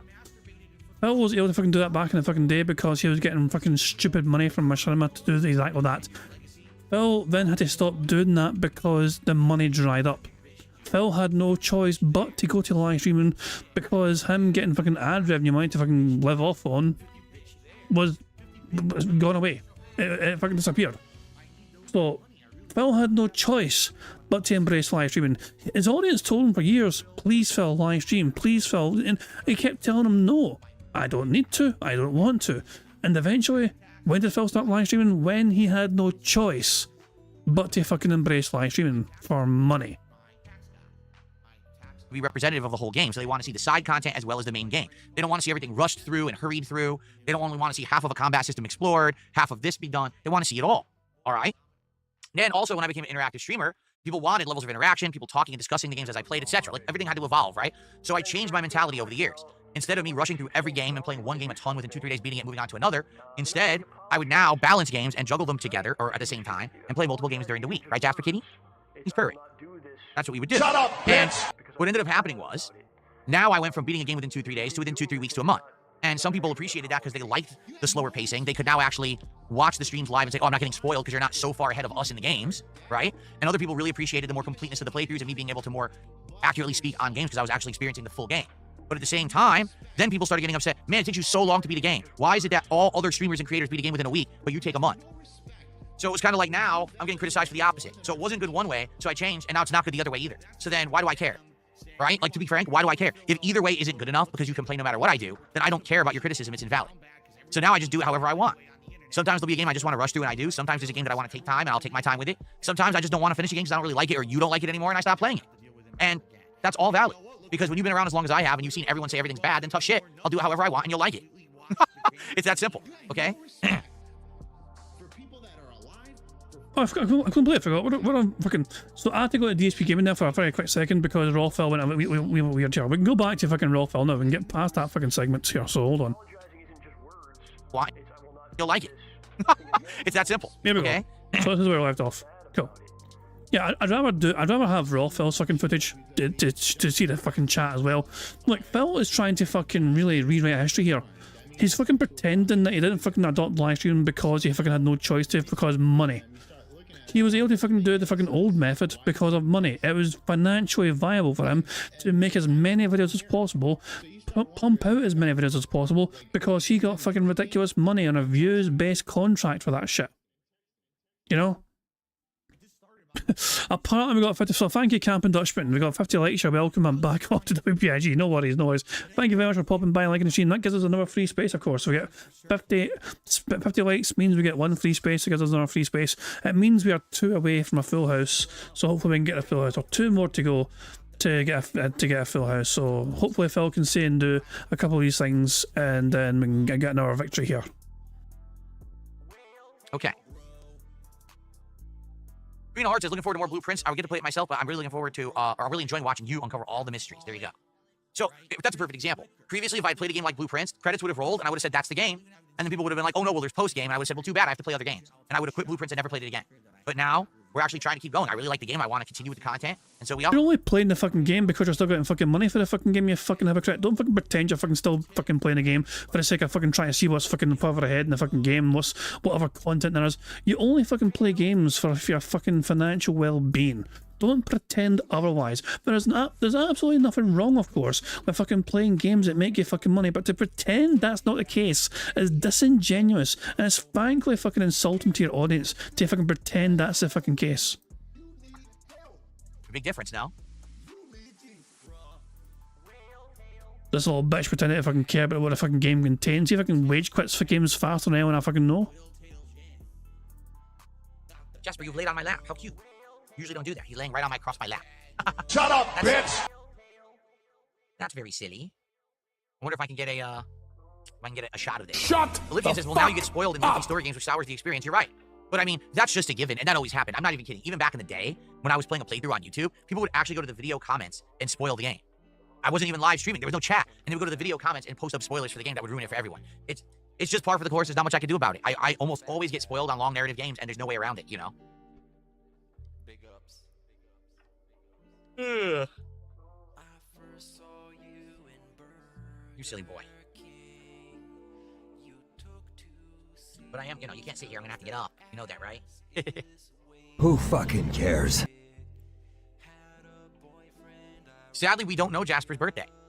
When we rescued him, there was zero information. So we didn't know his medical history. We didn't know his birthday. We didn't even know where he came from. We had nothing. He has nothing at all. So we actually don't know how old he is. We were told They assumed that he was between anywhere from 2.5 to 4 years old. Okay, that was many years ago. You know, so now we're assuming he's probably around the middle of his life. He's probably, you know, I mean, human years. He's probably, I mean, the youngest he'd probably be would be like 8, I think. But he could be older. We don't know. That is sadly one of the big detriments of rescuing a pet, because you just don't know. And, you know, luckily for us with Jasper Kitty, he hasn't really had many medical issues. And the ones that he's had have been very easy things to treat, and he's good to go. But sadly, there's people who rescue pets and then, you know, they have issues and they end up being very sick. Don't get me fucking started and you fucking ignoring getting him a fucking blood work. You thought it'd be a fucking waste of fucking money when the vet suggested getting fucking blood work. You're like, Jasper doesn't need that. Why would Jasper need that? The cat is constantly fucking thrown up, according to you anyway, Phil, all over the fucking place. But you'd rather fucking spend that fucking money on a brand new fucking fighting game controller for yourself rather than getting blood work for your precious fucking cat. Or pass away, and it's not their fault. Like, how are you supposed to do anything about that? You didn't know, right? Rescues are a risky business. Oh, hold on. Fear Monarch thinks the film I said admittedly with Jasper. Hold on. I'll rewind. We'll see. I mean, the youngest he'd probably be would be like... I mean, how far back do you think it was? I'll go back to the start of the fucking story. Hold on. I'll go back to the start of the story and we'll just see if we can hear the word admittedly. We didn't know his birthday. We'll listen out for it here. Sadly, we don't know Jasper's birthday. Admittedly. When we rescued him, there was zero information. Let's hear it. So we didn't know his medical history. We didn't know his birthday. We didn't even know where he came from. We had nothing. He has nothing at all. So we actually don't know how old he is. We were told, they assumed that he was between anywhere from 2.5 to 4 years old. Okay? That was many years ago. You know, so now we're assuming he's probably around the middle of his life. He's probably, you know, I mean, human years, he's probably, I mean, the youngest he'd probably be would be like 8, I think. But he could be older. We don't know. That is sadly one of the big detriments of rescuing a pet, because you just don't know. And, you know, luckily for us with Jasper Kitty, he hasn't really had many medical issues. And the ones that he's had have been very easy things to treat, and he's good to go. But sadly, there's people who rescue pets and then, you know, they have issues and they end up being very sick or pass away, and it's not their fault. Like, how are you supposed to do anything about that? You didn't know, right? Rescues are a risky business. So, yeah. Jasper Kitty. No, I don't think think quite healthy. Last time I took him to the vet, they said that he's good. So, you know, not too worried about that. So I don't think I said it. I mean, I don't mind James, but I don't think we had it said there. But it's always good to check these things anyway, especially when we're so close to a full house. We are this close to a full house bingo, so there's no shame in, you know, having a quick check or whatever. But I don't think I said it.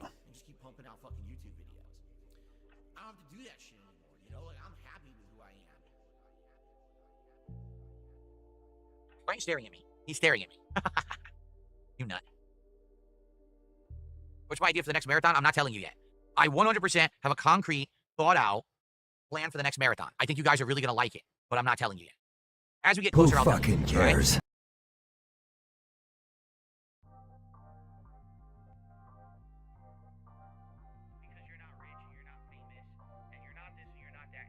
Joey Chestnut, what's going on? But you blew it all. And I said, well, oh well. I'm proud of that. No, my wife and I are not interested in kids. Oh, did the pill say marathon? I'll tell. Plan. What's my idea for the next marathon? I'm not telling you. You're right. He said marathon. I completely missed that. Burger. 5 in a row. That's concerning. I completely fucking missed that. That's a good spot, BST. We are 1 away from a full house. We just need Phil to say or do one of these fucking things. Come on. You yet. I 100% have a concrete, thought out plan for the next marathon. I think you guys are really going to like it, but I'm not telling you yet. As we get closer, I'll tell you. All right?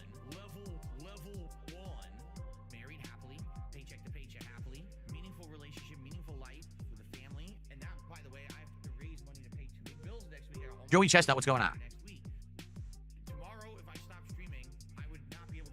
No, my wife and I are not interested in kids, whether natural born, adopted, or otherwise. We're not interested. See, it's funny. Like, I made a video a long time ago about this. Boom. Member bomb. My biggest fans are idiots. We have won bingo thanks to Meth Bear gifting 5 memberships. Very kind of you indeed, Meth Bear. So thank you very much, Meth Bear, for gifting 5 memberships. And congratulations to the following people for getting a membership. Congratulations to Chad St. John, CP Spoons. What a fucking name. Nugs Medallion, Dominic Greenwood, and Dist Optimist. Very good indeed. Thank you very much, Meth Bear, for gifting that membership. Also, make sure we've got 1 more free space on the board, and of course that means we have 4 free spaces, but there's only 4 spaces left. Burger. There we go. Full house. Oh boy, how exciting. Anyway. And Abby does indeed. That adds $10 to bingo prize fund, which means the bingo prize fund goes up to 140. However, must indeed. I was saying right before Meth Bear's kindness of winning his bingo there, I was going to say I actually made a video before about Phil's ever-changing narrative about him having children. It's quite an old video, but Phil's language changed throughout the years. Let me see if I can find it for you actually. I mean, if people are curious about Phil's changing narrative over years when it comes to him discussing having children, he seemed very open to it before when he was with Liana, and it seemed like something he was genuinely interested in at some point down the line when he settled with Liana. But then he met Kat and his narrative changed, which makes me think it wasn't his choice, but her choice. You know? But, let me see if I can fucking find the video. I don't know. Let's see. How would I fucking find it? Yeah, okay, I found it. So here we go. Hold on, 2 seconds. Shush, shush, silence.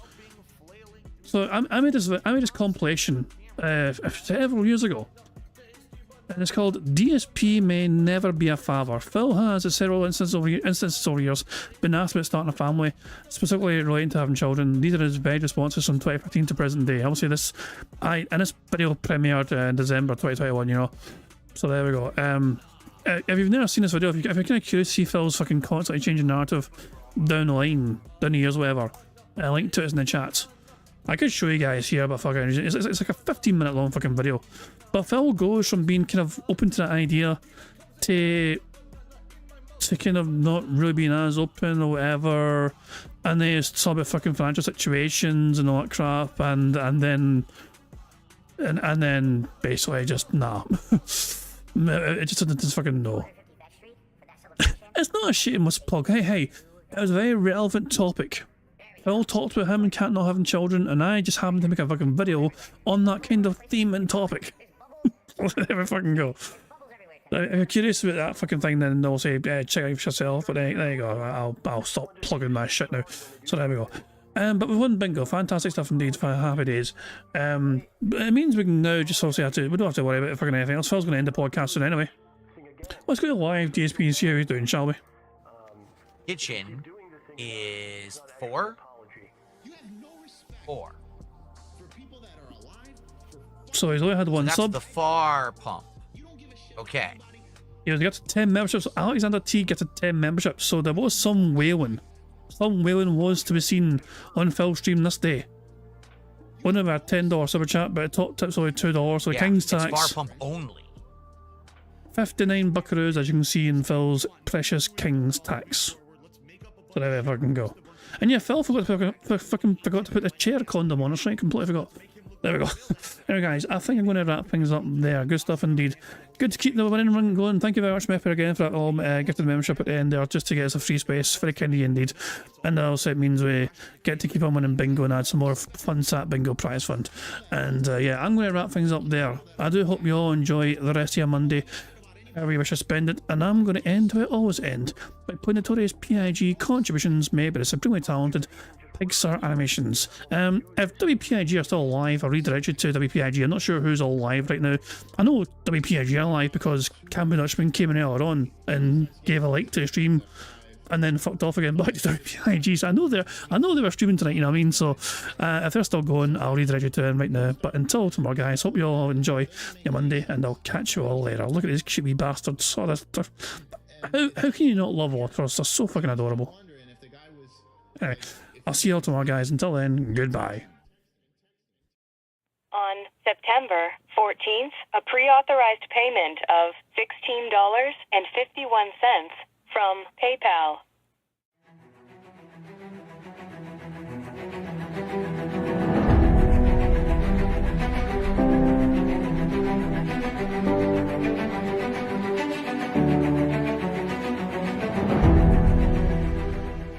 All right, Luna Mills has tipped me $1.30. It says, "I'm back. What's your favorite type of shower?" When you're showered in money. When you go outside, all of a sudden, greenbacks start falling from the sky, and you raise your face up. You're like, oh, you start dancing. You go, oh, money, money, yeah. All right, I don't know what the hell you're talking about, but thank you for the first tip of the day.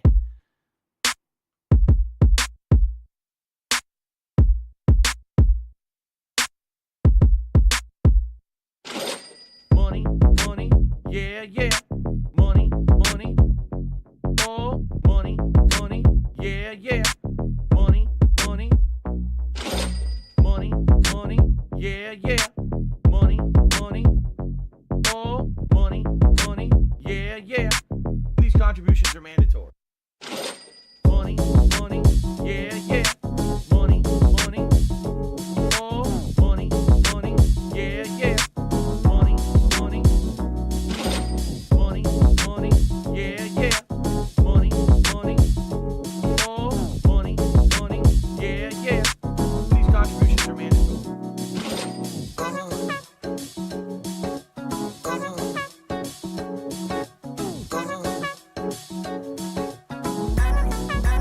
Show me the money.